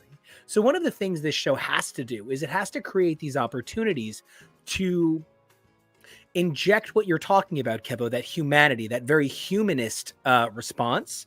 That's number one. Number two, I want to say that the other thing that this episode sort of forced by having the Ferengi be funny and the Orions be serious is it is calling out a lot of the ist behavior of Star Trek writers, racist, prejudiced, and one of the things that drives me crazy is I still haven't gotten what I want more than anything, which is, of course, the Ferengi Hanukkah special. And, they're just not going to give it to us. But part of why that makes me angry is because if you've gone this deep in and you've made so many horrible, horrible comparisons, maybe give the Ferengi a little bit more. Maybe give them a religion, a people's, a cause. Because you went so hard on Ferengis are an awful Jewish metaphor for so long that at this point, maybe it's time to reclaim them because the jokes have gotten so strong. That said, the one thing that Lower Decks never seems to do that I think it could get away with is it doesn't Family Guy cutaway. And that shocks me. This show manages to keep its cutaways deeply ensconced in the episode's plot. I'm not saying that Seth MacFarlane couldn't do this, but Seth MacFarlane chooses to make the cutaways on Family Guy cutaways. Lower Decks makes them part of the joke, and I think that's why you can't see the Ferengi get redeemed in the same way on Lower Decks, that you can see their joke exist, because this show is so focused on making sure the jokes are part of the fluidity. So, you guys said so many amazing things. I just had to respond with all of that because you guys really raised the bar on talking about Lower Decks. But it's funny because I just want to first and only quickly respond with, this is why I love this character, Mariner's Ferengi friend. Bless you who for bringing was him. in the Ferengi Homeworld episode, who goes all the way back to like the second episode of the series. And I think with characters like this, and with characters like Rom and Lita, I think that we can hopefully see some evolution of Ferengi, or at least some development of their culture. I don't know that we will ever see Nog ever again, unfortunately. I think that's really sad. I hate when we kill off amazing characters because the actor died. But do what you're going to do, and I respect it. But then I would love to see other Ferengi in Starfleet, and someone continue that story, because that story should be continued. That was my piece. TK, go ahead. You kind of nailed essentially the spirit of what I was saying, which is like, I kind of do think they've been redeemed in a lot of ways. And it has been and it's actually to the thing Nico said, by bringing the Orions in as a green, but not coded as any human color group of criminals that love money. We have shifted the focus off of the Ferengi, who originally were just like Jews.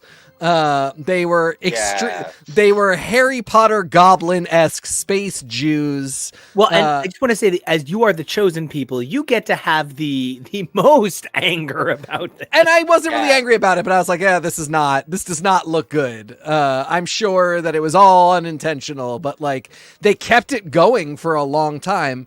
Again, we go to Deep Space Nine, which tries to do other stuff, and I really appreciate that. But it just comes off as there are some good money-loving Jews. Yes. It comes off like, oh, but these are the Jewish people that don't mind when you wish them Merry Christmas. Right. And Lower Decks, and Star Trek as a whole, because it was also happening on Discovery, by really introducing the Orions as like a planet of mafioso people that luxuriate in wealth, but have very little coding that is that we would mark onto humans of present day. It has made it possible to move away from that, and then by introducing elements like specifically Mariner's friend, seeing Rom again as a leader with his wife there, and like the planet just being like not in any way culturally coded to something we would recognize. It's so over the top Vegas that it's not Quark's Deli. Right, exactly. It has we've really done some work and flattened some stuff out, and that is what the show is able to. It's so good. Like, that does not look like anything. If that anything, it's like Atlantic City, I would say. Yeah, Because yeah. it's dreary. It looks like Midgar from Final Fantasy VII. That's actually exactly right. It does look exactly like Midgar. So, you know, we're good. We're getting there. And that is what the show can do, because we don't need to make sets out of human material of 2023 that are going to be recognizable on screen. And we can do kind of silly plots. We can bring characters back that we wouldn't do if it were live action because they've aged too much. This has offered us a lot of options that really can level out Star Trek in a way. I wish they were doing this a little bit more with Star Wars. And it is really great to see and kind of to feel how Star Trek is balancing out in my own mind as I watch everything that this IP is producing. Okay, What? but that is literally Romulans, Orions, Ferengi, and Cardassians. This is the 4 most hateful, warlike people of the Star Trek universe. These are the people that they said, we have to redeem Klingons. Well, and I loved, and something I really love about Lower Decks, and that I love about, that ties into what you're saying a little bit even, is this moment when Nick Locano is declaring themselves the first independent fleet. And Boiler's like, I think the Maquis would have something to say about that. Yep. But all I I can almost see is Balana being like, And also, love does he look the like Tom pin. Paris? No, I don't I see almost love the pin that it puts on so many things in Star Trek that say things like, this is the first this thing. And it's like, no, it's not actually, because there's these like 50 things that you're forgetting. But people still make these definitive declarations. And it makes a joke at the expense of that, which is something that I really love. Also, I feel like I wanted to bring up the really hot Tamarian, because I feel like everyone would love to comment on that. what are we going to have next? The hot Binar? What is happening? Like, Yeah, this probably. is just crazy. All right. So until we have a Ferengi Borg, I want to assimilate your bank accounts. I want some final thoughts on Lower Decks Season 4. My favorite season. Really, really, the number of bottle episodes. This felt to me the most like a season of Community in space. I just felt like they did a really good job balancing the things that I needed. This is an exemplary season for a sitcom to try and model after. But the other thing it is an exemplary season of provocative sci-fi, that pushes the boundaries of what it does. And the thing that I can kind of compare it to, I guess, is Rogue One. I thought Rogue One really pushed Star Wars forward, certainly not in the same way that this does, but Rogue One was a moment that said Star Wars can be so much more. And I feel like Lower Decks Season 4 said that the humorous side of Star Trek can be so much more than just the occasional one-liner that Patrick Stewart gives because we love his bald head. So, that's my take on it. How did you guys feel about Lower Decks Season 4? And do you guys have any hopes for Season 5 in particular, not just, greatness? So if I may, I will go first to say that I actually am probably going to give this somewhere around like a B-. I was sort of let down by where this story ultimately went. I was so excited by the prospect of what this season was going to be when they first were talking about it and were saying, it's going to be a mystery, you guys, and we have an arc planned, and it's going to be this whole thing. And it's not that I don't love the deep cut that it was, and it's not that I didn't enjoy this episode.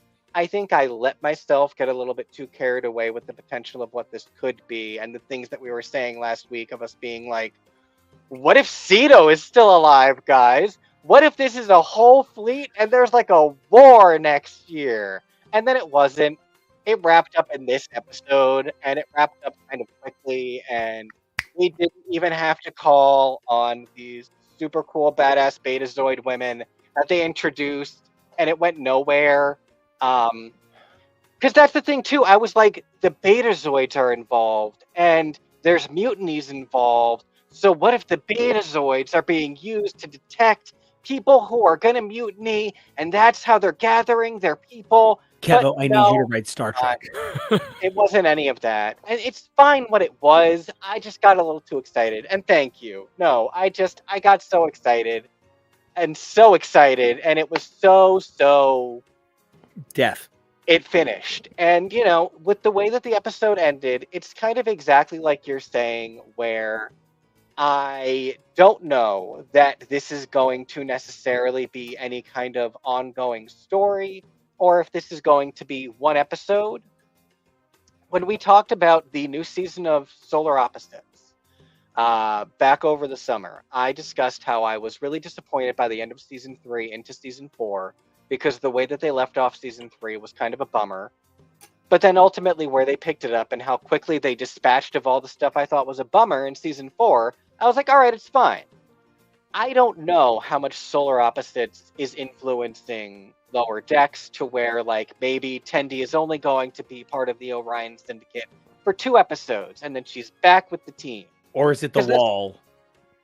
I don't know. They kind of treated it, though, like it is only going to be she's going to be gone for 2 episodes. Because apart from this, once again, needlessly tender moment between her and Rutherford, who I thought we put to bed and we're not going to put together romantically, they're the only really strong goodbye.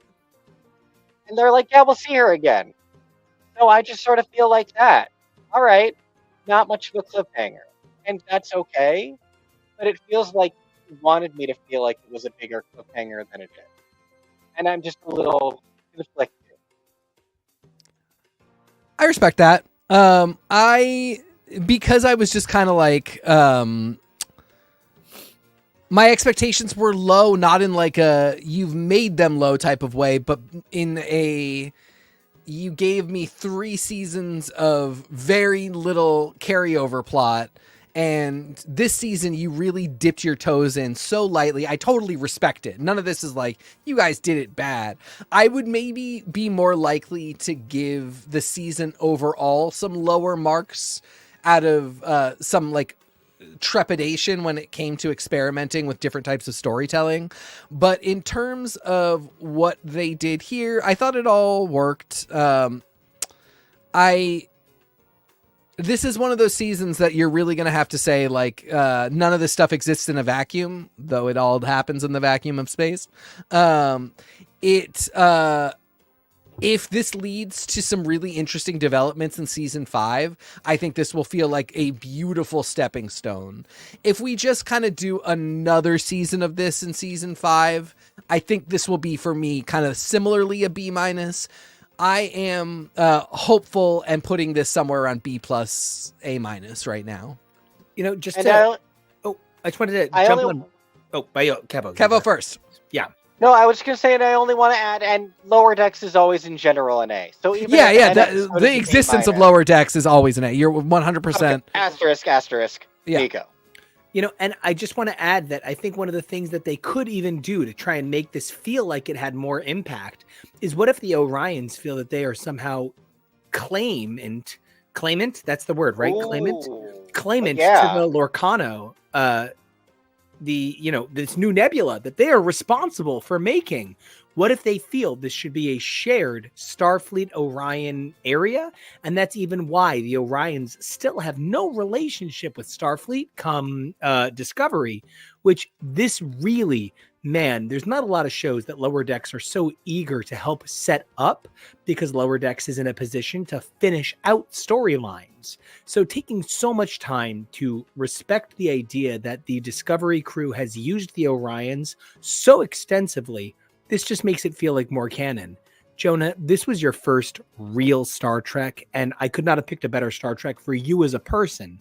How do you feel about the end of season 4? Is this the end of a 4-year high school experience for you? Or are you just like, it's over? No, number one, all Orion men are really attractive, and it's really confusing that they're all drawn very sexily. It's stop. It's just Number one. all Orions. Why all of so them. many green Shaxes? Jesus. Two. So I don't know if this finale really persisted to the intrigue and mystery that they've kind of set up throughout the entire season. This has kind of been my small complaint for season 4 is I really love a lot of the episodes that they did individually, but they're giving this mystery and then they're not putting a lot of stock into it until the very end. And at that point, why do I care about this mystery? Star Trek doesn't seem to care about this mystery because they're not really going that heavily into trying to figure out what they're doing. We don't find out that the ships aren't even being destroyed until much later. So it feels like we're being drip fed this information and then the faucet is turned all the way to the max to the end. But I don't know And if then the lead up that's to and then that's it. I don't know if the lead up to it was as much as what they were trying to make it out to be. I really do think they probably should have interspersed a little bit more information throughout it or given a little more hints, because it feels like this twist of Nick Lorcano is, I keep wanting to say Lorcana. Same. It's not his name. It's even Locarno, and we even keep saying Lorcarno, but he's dead. It doesn't matter. He is dead. He didn't have 2 lanthanite to defuse that bomb. Oh, those 2 binars just crawling in the background. Bizarre binar, Because I think they're trying not to appear in the shot. which is very funny. Yeah. Yeah, there's also the one just looking at them. It's like, what are you guys doing? Yeah. He didn't get the memo. You guys are ridiculous. Season gagged. 4 is not bad. I think I love delving into the Orion planet, the Orion history, that they're not just space pirates. We kind of talked a little bit about that with Devana Tendi. I said her name so weird. Devana Tendi talking about her grandmother being on an Orion science ship, that there are these Orions that aren't about stealing, they're about science, they're about discovery. And I really love that they delve into that more. We get to see her planet, we get to see her family, that it's these crime syndicates, these mafiosos, that there really isn't, as we talked about, there isn't any coding to them because they're just pirates. This idea of a syndicate isn't, many different cultures across the world have these crime syndicates. There's nothing about them that says, oh, we're mapping our personal experiences onto them. No, they're pretty original in that sense. I loved a lot of what was going on throughout those kind of buildings. I got plenty of laughs. However, this attempt at this large overarching narrative, I think, did fall a little bit flat, and from a storyteller's perspective, because we really didn't get enough of it throughout the entire season. It was literally 2 minutes of what felt like a cold open, and then nothing for the rest of the episode. Doesn't matter. I don't want to discourage the writers from saying you can't do that for a show like this, but I do think I need to encourage them to go back to the writing room one more time and figure out, okay, how do we make this interesting enough that we're pulling people in to want to see what the finale is? Because throughout it, if I'm just telling this mystery to someone objectively, how interesting is it until we don't find out until more than 75% of the way through the season that a development of figuring out what's going on is, oh, these ships are being stolen, not destroyed. Oh, wow, that was the end. Yeah. Okay, cool. If not destroyed, I was just expecting a little bit more defiant ending, which I guess is what you guys are all saying about season 4 of Lower Decks. It's not that the ending wasn't powerful, but it didn't have that same defiance that we've kind of come to expect from a Star Trek arc ending, I guess. They made this feel like it was going to be something as powerful as the introduction as the Borg, but at the end of the day, it did kind of feel maybe like a season 4 of the animated show that's only going to get 5 seasons. But I have a lot of hope that this show could keep going and make a lot more meal out of this. It really is up to Mike McMahon, right? Mr. Hahn. It really is up to him what he wants to do with this show and where he wants to take it in the future. Everything from the design of the ship being the same sort of asterisk starburst that the universe winds up looking like, to the idea that this is tying Mariner into the TNG crew, really made this season of Star Trek feel like it had a lot of symbology to it.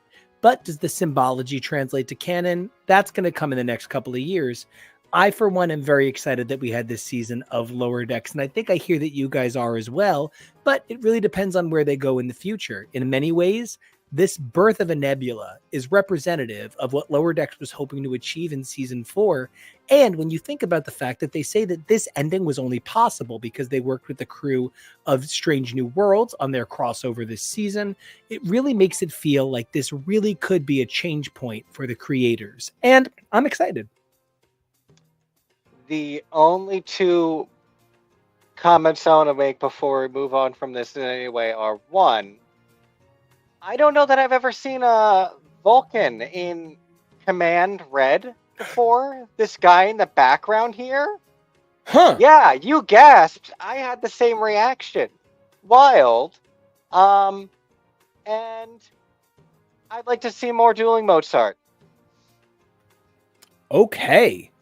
Well, then let's go to break, enjoy a good commercial or two, and when we come back, we'll take a look at some new stuff.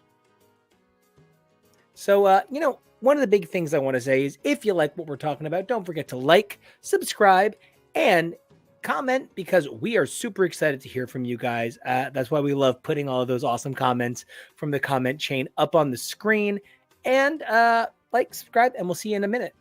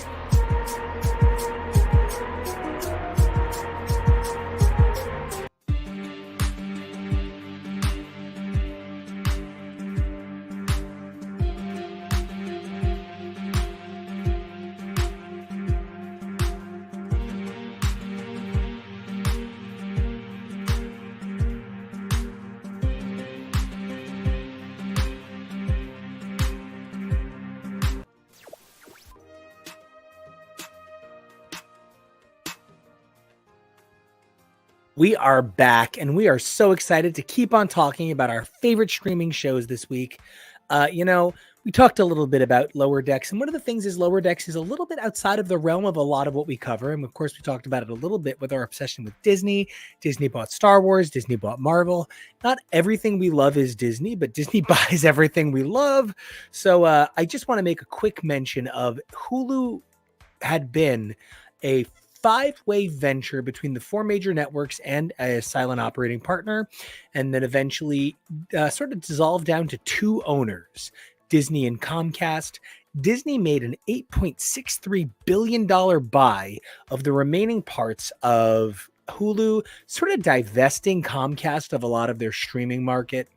What I think is really interesting about this is we've talked a lot about how Disney is sort of trying to get away from the ABC network streaming model, and instead of trying to move to a pure streaming model in the first place, with ABC and Fox as secondary locations for some of their media.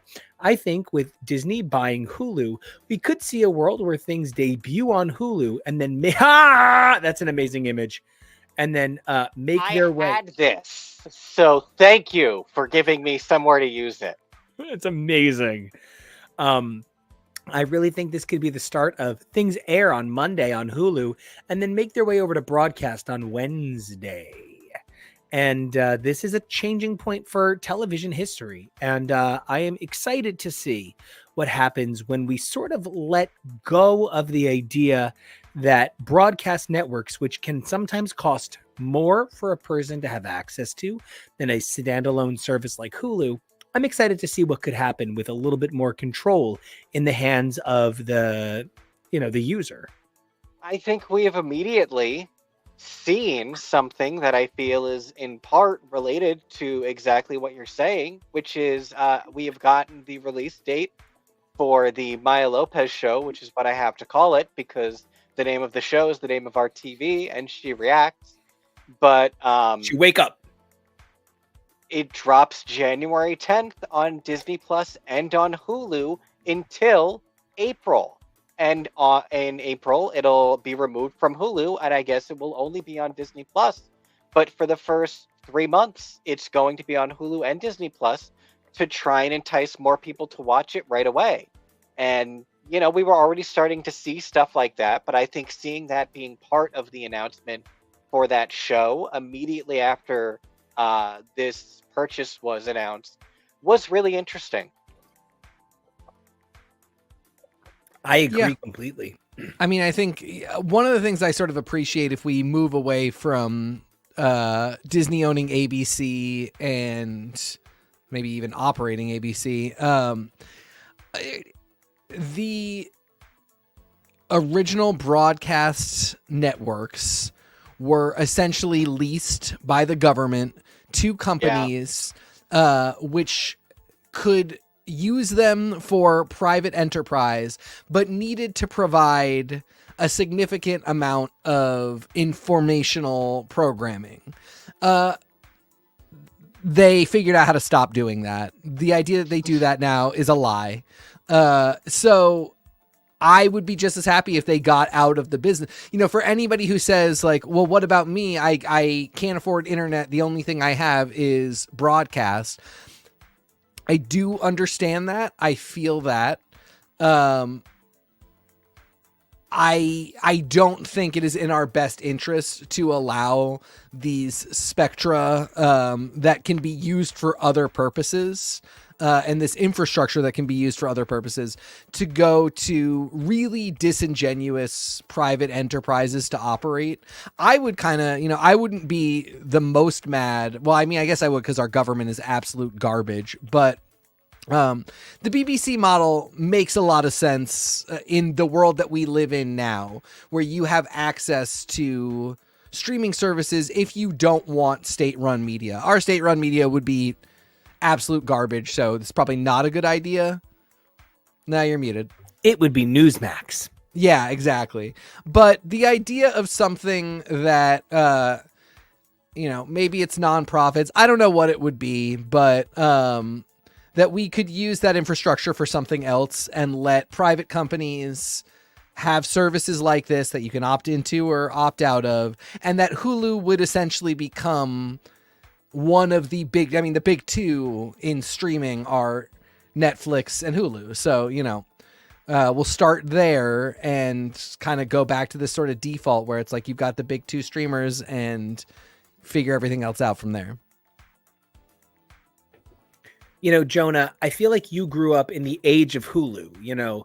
Hulu came out, 12 years ago, 13 years ago now. And that really puts it in your prime developmental, psychological attaching to media years.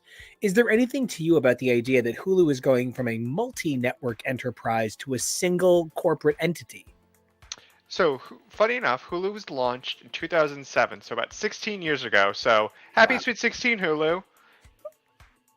I didn't really grow up with Hulu. Hulu is something I kind of acquired later as more of an adult in life. Oh, well, then we don't care what you say. I'm kidding. And my opinion doesn't matter, and I'm going to keep going anyway. So, Hulu. It's one of those things where Disney, when the Fox acquisition happened, Disney accidentally became large enough shareholder in Hulu, which was not really probably part of their intent because they don't need Hulu. Let's be honest. They were doing just fine with Disney Plus. Hulu doesn't really offer anything to them because it really doesn't. But when Disney, now that Disney is looking to become the sole shareholder of it, it is one of those things where I do get a little panicky because now we're kind of entering in monopoly territory, and I don't really like that. Kind of, to our lovely viewers, Nico's favorite board game is Monopoly, which we've never played together. But the point of Monopoly is to show you. I want you to keep loving me. Yes. I'm cruel. No, when I play Monopoly, it is to destroy everybody playing against me. I will literally destroy your world. Not you in particular, but that is how I play. But Monopoly is to showcase, one person garners all of the wealth. One person owns everything. That's literally the point of what the game is trying to show.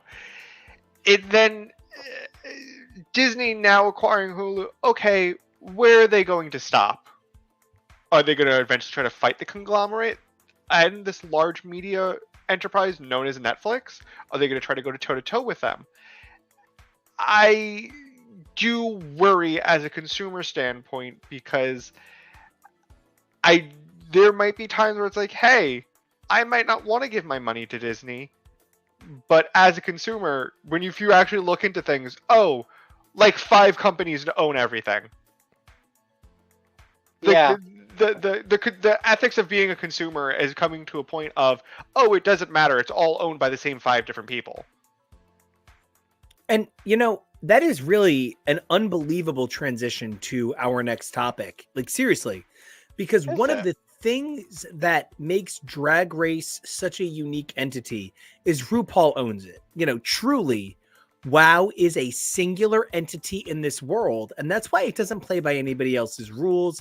You see Drag Race appearing on multiple networks around the world, but Rue is very careful to continue owning WoW because she understands the minute she sells WoW to Paramount properly, or the minute she sells WoW to Disney properly, it's no longer RuPaul's Drag Race. It's somebody else's RuPaul's Drag Race. And that is going to change her permanent trajectory. And we've seen a little bit more of it in the last couple of years with people saying, I don't always love the suggestion Rue gives me with Snatch Game. I believe it was in UK or Canada season 3. It might have been Canada season 3, where one of the Asian queens said, I am so tired of being asked to say Ching Chong China Man. I can't do this anymore. I cannot believe people actually asked me to do this. And it had to be Canada, because what struck me was if it hadn't been saying it to Brooklyn Heights, the response from Rue would have been, oh, but I think that's so funny. And something that Canada's Drag Race seems to sometimes offer is an intentional refusal to play by Rue's rules. And I think that is where you see sort of the monopoly conglomerate breaking in. Canada can do things that no other drag race seems to be willing to, which is defy Rue. And that said, this was one of the dumbest Snatch Games I have ever watched. Dumb. Not unfunny, not bad. Dumb. Like 1993 called and said our cutting room floor jokes are really tired. Can you let them sleep? This was, everybody reached out to the worst joke writers they knew. I mean, I think Caramel could be Beyonce if she wanted to, and she really this week cemented my inability to think she's ever going to come in better than second place. Oh my God, everybody had this week made for them. Kate Butch, your 3 Kate Bush references, sweetheart. The red shoes just had its anniversary. Get a new record. I hated Tamara's Robin Williams, and that Catherine Tate was. The worst part of this episode was Ginger winning for an episode that they should have just given the prize to Michelle for putting up with all of it. To put it in one sentence, looking at this image, I believe I only enjoyed second chair that I can remember. Yeah, I want to egg LaToya Jackson's house. That really is the only joke that stuck with me from the entire episode. Yeah, this was not a good Snatch Game, and it's really unfortunate that a lot of queens that I was kind of expecting to do a lot better, I was expecting Kate Butch to do a little bit better. Kate Butch was playing Kate Butch, and not to say that she wasn't entertaining, but there have been times in the confessional or things that Kate has said in a challenge or something where I have laughed harder than the jokes that she was saying in Snatch Game. She kind of rambled a little bit, and I think that one of the best pieces of advice, even though it's for a roast challenge, was Dulce Sloan saying concession of words. Think about how much you're saying. Comedy is brevity. Like, get to the joke quick. Kate Butch kind of rambled a little bit too much for me at certain points. I think... Oh, please go. No, but it's not that she wasn't funny, but this was not a comedy challenge. This was not stand-up challenge. This was Snatch Game. This was... Generally, I feel Snatch Game should be a recognizable character. So in the first place, something like this, where it's this caricature of someone that doesn't exist, is always weird for me in the first place. But like, because that's not what the challenge is. Truly, and so thank you. It's not that you're not being funny, but I thought you were supposed to be someone who is in some way recognizable to this character. And this is just some made-up nonsense that isn't anything that anyone knows Kate Bush to be. And so it's just weird. And it's something, though, that they have said in the past, and they even say it on this episode. Like, it does not have to be the character. You have to give visual resemblance, and you can't go totally off script. This is where the moving target comes in, because I do think Kate Butch kind of went totally off script. Kate Bitch. But Cat Bitch. They really do say over and over again, like, if we don't know this person, that's great. You can do whatever you want with them. Or, you know, if this person doesn't have a lot of recognizable phrases, you can do whatever you want. And I think that's what Kate Butch was going for. You know, nobody really knows how Kate Bush sounds. She has no recognizable phrases. It is the look and the recognizing of the songs. To preface this, I'm going to praise Kate Butch a bunch. I actually do think she was the best. I just think they were all bad. Yes. I thought Nico, I get your point, and I would have liked some other jokes. Nobody else would have gotten them. She picked the songs that everybody knew and kept it there. But it would have been so much funnier if she was like, the time I recorded with Peter Gabriel, total perv. Like, it would have been Well, and so that's a separate thing. So, she named the songs that everybody was going to know. 3 of them, that's plenty. Let's move on. There are cultural references that result in good jokes that were totally out the door. That one thing, the insane story she told was hilarious, but that's one moment. And then now you get like 3 other ones. And I think saying, Peter Gabriel, that's actually a really funny one. And I wouldn't have even thought of that. But like just last year, she, Stranger Things made Running Up That Hill popular again. There's a joke in that right there. Just like what she experienced in the last year. And so she could have made a joke like, this is the second most popular thing an American audience will have ever heard of me for. Isn't it exciting, Rue? You're number 2 to a Demagon. There you go. Like, yes. I can't stop flashing to which one of the idiots did Miley that we kept being like... Spice. I thought it was Spice. And I'm like, this is ridiculous. This is not Miley. This is dumb. And they kind of attacked her for it. And I have to compare that to this Kate Bush and be like, yeah, but that was a more recognizable caricature of Miley by light years than whatever this was. And like you're saying, it wasn't even an industry joke. It was just, I'm Kate and I have a bush. What? Having a branch isn't a Snatch Game. No, but if she was Michelle Branch. Now there it is. If she had changed mid-game like Catherine Tate and been Michelle Branch, I would have let Kate Bush win. Yeah. I think for me, I have accepted that the moving target of accuracy and like getting the vibe of the character is never going to be like, the standards are always different. That's the reality TV thing. If somebody does well, but it's just not their time to shine, what will be said is, you nailed the character, but she's not a good character. So you didn't do well. Like, you picked the wrong character. She's not funny. So that's fine. Kate Butch's sin was she walked in that day and said, oh, I'm going to nail this. The only thing I've been good at on this show is being funny, which is true. And then she failed. And I feel bad for her because I think she tried and failed. I think she just didn't get it right. I think she had ideas and they were incorrect ideas. I am annoyed because I do not think Caramel tried. I think Caramel did the thing that girls do. Caramel showed up not knowing how to sew.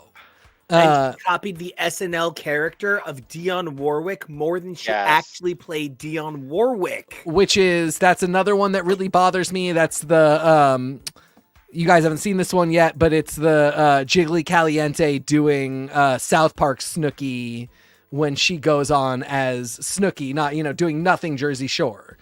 And yeah, I mean, it really bothers me when the impression goes those layers deep and then is not funny.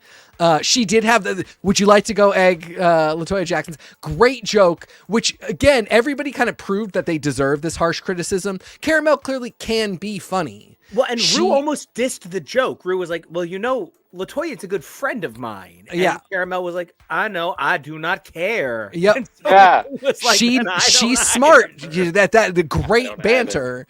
And it's something that I'll come back to that point later. But like, Caramel clearly could do it. She did not show up prepared. She did not take a comedy class. She did not show up ready to go. And the fact that she's so smart and so good that she pulled off not just a good joke, but then when her improv partner didn't yes and her, she improved back and made the joke work. She was so good in that. But then that was the only moment. And it's the same thing. Kate Butch had some great moments, but she came in saying, I'm going to nail this. And that was not a nail. When you say you're going to be an S tier and you're a solid B, it's even more disappointing. And I want to make a specific point. I think I want to give props to Kate Butch in the sense of take somebody who has at least an iconic enough look, it's what she said. I don't know if it fully applied to this character of Kate Bush, of somebody who's recognizable enough that it feels relatable, but maybe we don't know enough about that you can kind of just make something up, and that's the character. That's what improv is. Improv is literally, what is the character? How does this character react in the situation? If the character is super cockney Kate Bush, then she did great, and she was funny enough, and that she made some certain jokes. And I want to, that at least to me is the idea of Snatch Game. I look at someone like Tamara, who is playing a character of Robin Williams, not actually playing Robin Williams, but then did nothing with the actual Doubtfire character, did nothing, and Tamara herself is charming and funny, at least to RuPaul. RuPaul's pissing herself, but then it's not Snatch Game. And we're talking, as you said, TK, in the moving target. Then at what point is this just not make RuPaul laugh, be funny at this point? Because then the celebrity impersonation has nothing to do with anything. Something I'm really tired of hearing these queens say is, I don't know anything about this character and I'm doing it anyway.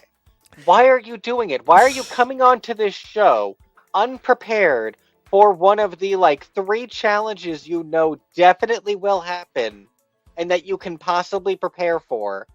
And why are you doing something that you don't know and aren't prepared for in the first place? Who's forcing? Are producers forcing them to do things they don't know?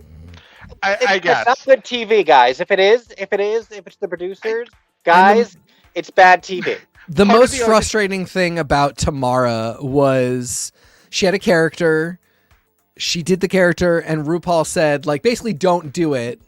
What can you do? I think you would just do, a funny Southern accent. And then she did, and Tamara's lesson from that was not find a Southern character and do that instead, where you can keep the only thing made RuPaul laugh going. Instead, she, with that wig, she could have been Paula Deen.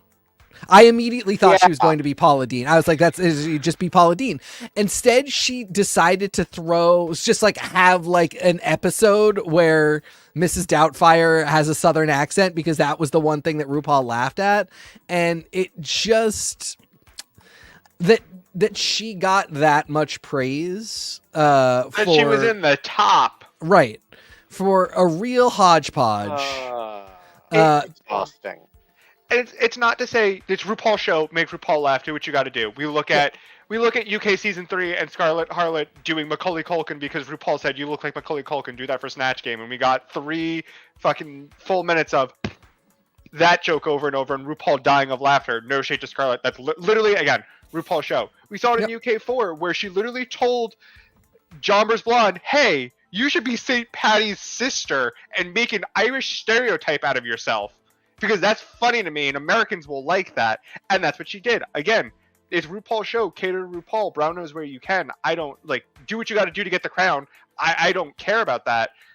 But also as a viewer, I want to.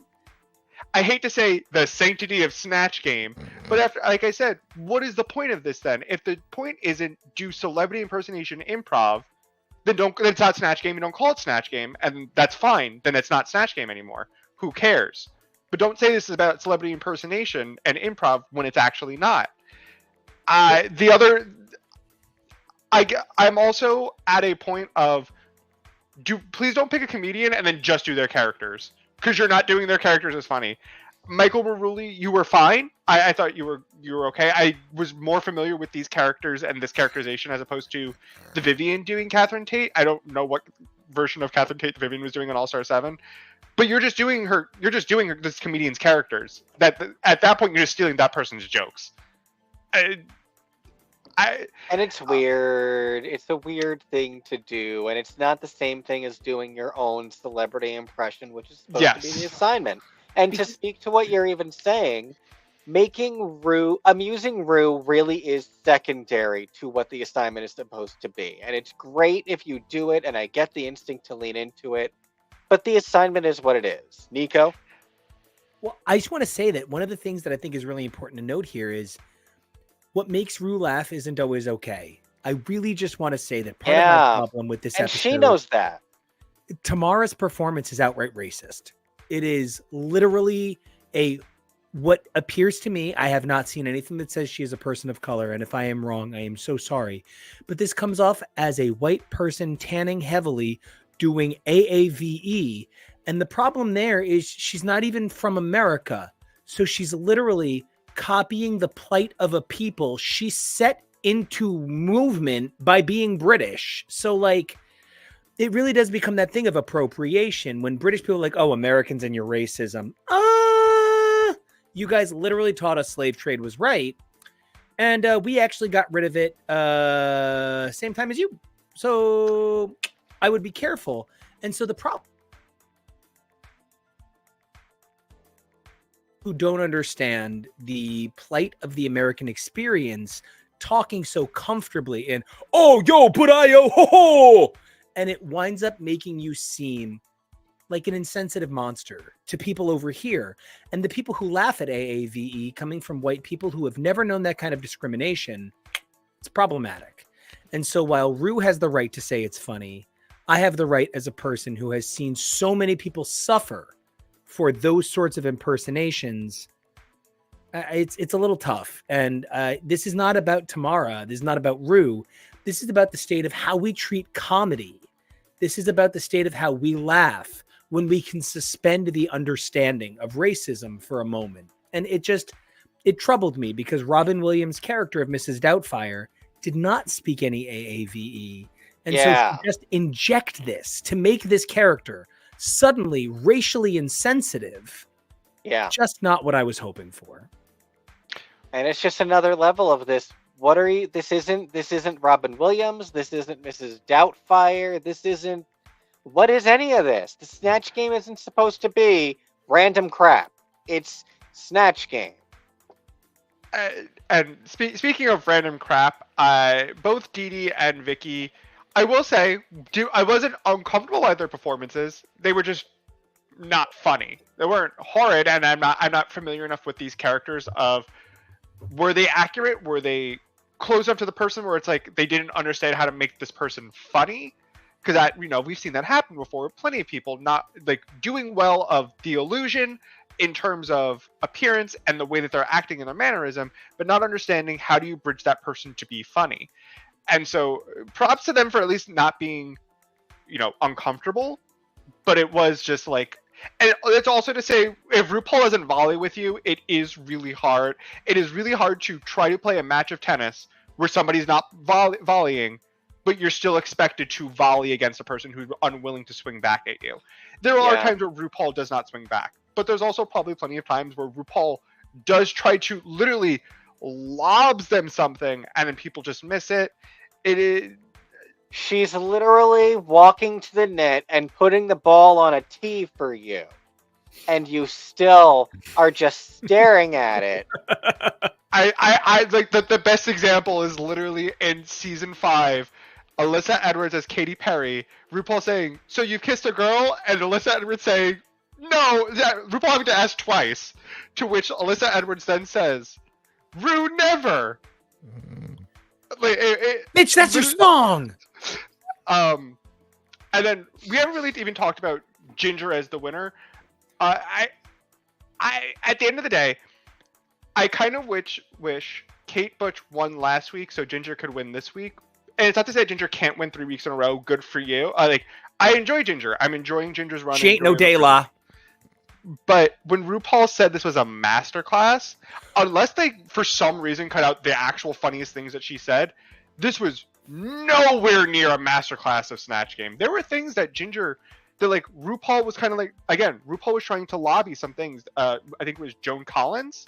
She Yeah. was trying to make jokes with that, and Ginger just like refused to interact with it, which is no. There are things there you can be or funny. Like I It don't. was, you know, Raja nailing the Naomi Campbell jokes when she was Tyra on season 3. Yes. And RuPaul really set her up to just like call Joan Collins a cunt.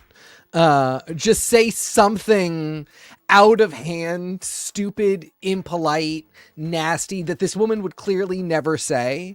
And that could have been the slam dunk.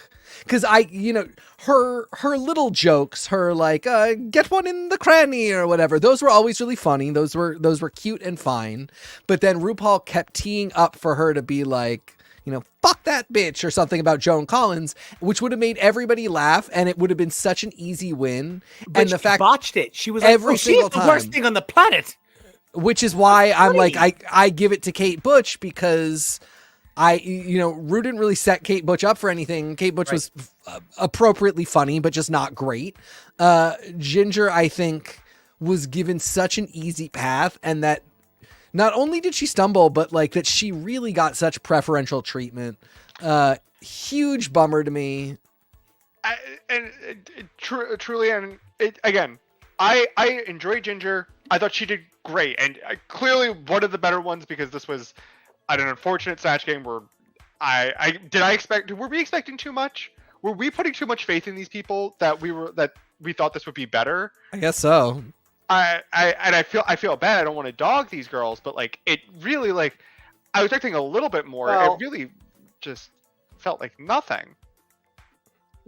I just want to say first, just in a general feel, I just love us at our show, and I love the way we're all just sitting here in our baseball caps dissecting Drag Race like other guys who look like us would be dissecting sports. Yeah. Being like, I don't know, I don't really think she gave her all.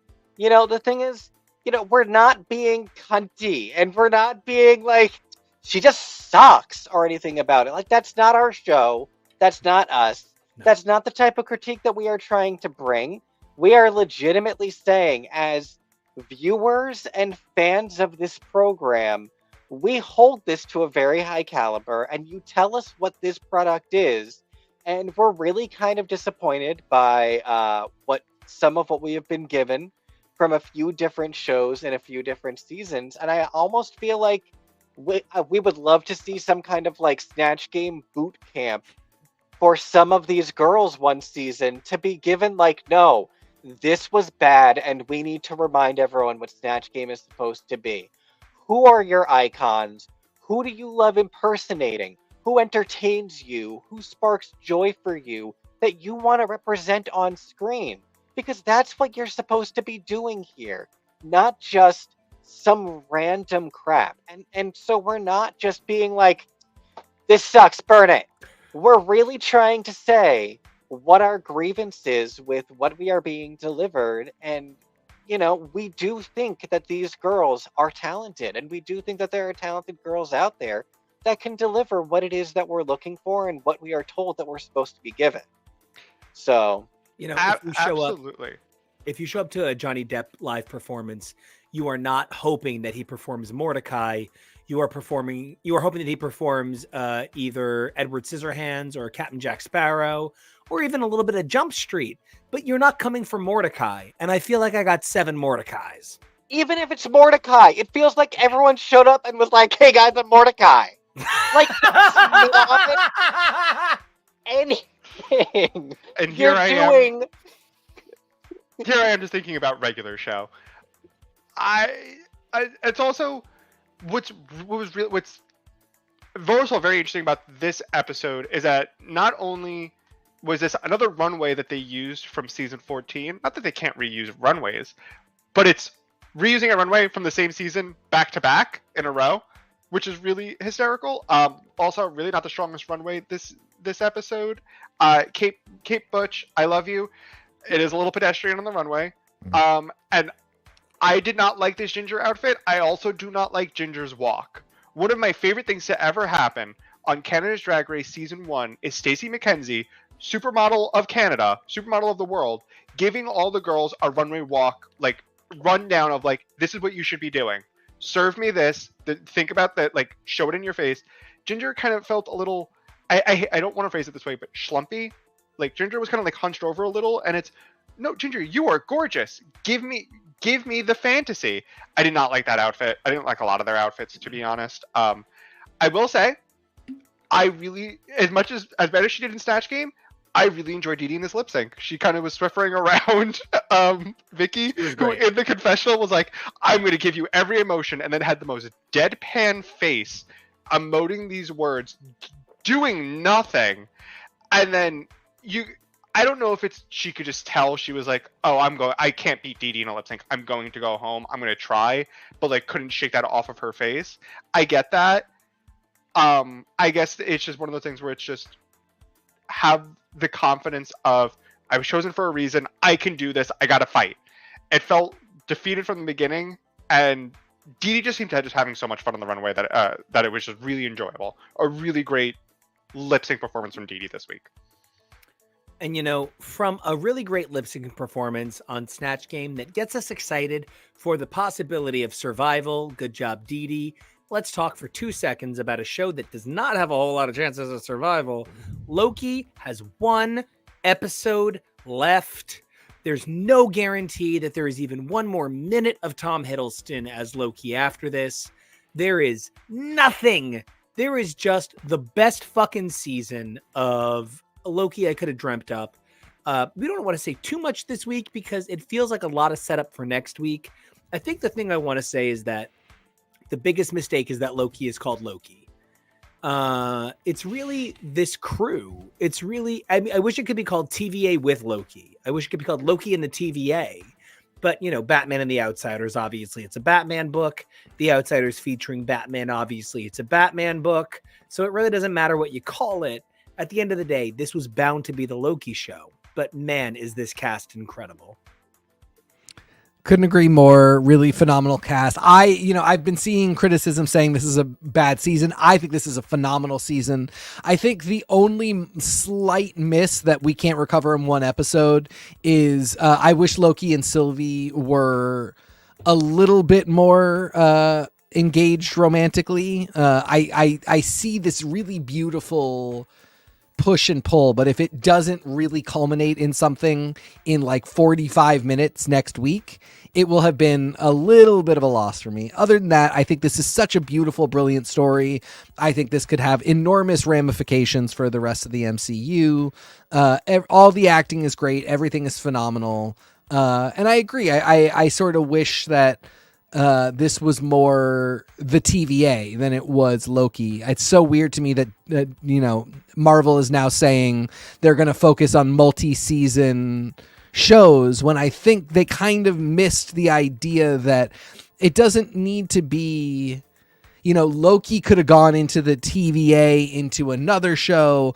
WandaVision could have become Vision Quest, could have become The Winding Road. Like, they don't have to be season 1 of WandaVision, season 2 of WandaVision. We're just saying continue the story.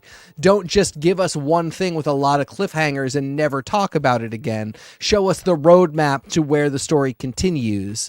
So, I'm glad this is season 2 of Loki, but it could have been Loki season 1, then TVA, then the next thing that Loki's in. But I am excited. There's even a middle ground, though. I think you can do some things that are one, and you can absolutely. that are the other, which absolutely. I would love to see. Yes. And that actually reminds me to bring up another piece of news that we got this week that we didn't highlight yet, which was the announcement of Marvel Spotlight, which is going to be stories that are in the MCU canon and continuity, but aren't necessarily important pieces to the overarching story. Like something that we see in a Marvel Spotlight story will be canon, but it isn't necessarily going to be drastically important to Secret Wars when we get there. I think we were told that the Maya Lopez show is going to be Marvel Spotlight, is going to be the first thing. So like Daredevil is going to be in this, which is great, but his stuff won't necessarily be the most important thing to be able to watch Born Again, and if he is eventually in Secret Wars to be in that, you won't need to have watched that show. And so I think that's really cool, and I think that shows that they are willing to experiment with different formats of storytelling that interact with the other main story elements that thread through other series. And I think that's the most what I want to see as well, is us continue to be experimenting. If we don't see a Loki season 2, I hope there's more from this character or characters in this or the TVA. I really hope that this week's finale of Loki isn't the end of everything that we've gotten from this franchise or this branch of the franchise. It might be. Everything is a little bit in flux right now. Like we've said recently, the only two things that we know currently are guaranteed on the horizon are now Maya and Deadpool in May. But who knows? Jonah, you got any last thoughts on Loki? I've been thoroughly enjoying this season. I think it's been tackling some interesting concepts about, what you want to do, what you're able to do, the ability to have that choice in your life of being able to do what you want. And what does that mean? What does that look like? Of all these alternate versions, do these people deserve the same kind of ability to have the lives that they want as they do on the main timeline? It's a very interesting conversation to be having, I think. I've been really enjoying this season. I think they've, for the most part, I've been talking about it before. My only it is a very small criticism at this point because it's not a major thing to it. I do think Mobius is a little dopier than I think he needs to be. He doesn't seem to be taking certain things as seriously. That being said, I am fascinated with this character arc of Loki, of Sylvie, and everything else about the timeline, the TVA, He Who Shall Remain. It's all very interesting and fascinating to me, and I do agree, and I hope that if there isn't a season 3, I do hope that there is something to talk about the TVA and something about these characters, because I think these characters are great. I think everybody gels really well, and I think a lot of these stories are fascinating, and there's so many different interesting cool things that come out of this. I think Loki season 1 was great, and I have been really enjoying this season, so I'm excited to see what's going to come after, and I'm very hopeful. And I can't wait to talk about more of it. And I think we're even going to have to wind up doing like some sort of Saturday spotlight on the Marvels and Loki finale next week. So keep an eye out for our upcoming schedule. But until we come back to talk more about these amazing shows, it has been so amazing spending this last 2.5 hours with you guys. We think you are just amazing. Jonah, where can everybody find you if they want to talk to you? If you want to talk to me or reach out, you can follow me over on any social at Peak Jonah. That's PEAK. And until we come back to see more of you, Jonah, thank you so much for everything you bring to this show. You are always the best. And thanks for helping us finish out our bracketeering. Hell yeah. Kevo, you are the most extraordinary producer. We could not do this without you. You not just run the graphics, but you make them all in advance. Where can everybody find you online if they want to find out more about your incredible image work? Well, you can find me on the socials at Kevoreally. That's KEVOREALLY. Teak, where can the folks don't find you? You can find me at TK Elemental. Nico, where can the folks find you? You guys can find me, as always, at Nico Action. That's NICOACTION. You can also check out that same information over on SoundCloud. If you search for Nico Action, you will get my SoundCloud. And more along this amazing network here. Don't forget to like and subscribe to X's for Show. And until next time, 3 things you guys got to do. Number 1, you got to stay safe. Number 2, you got to be brave. Number 3, evolve daily. Oh, and we'll see you.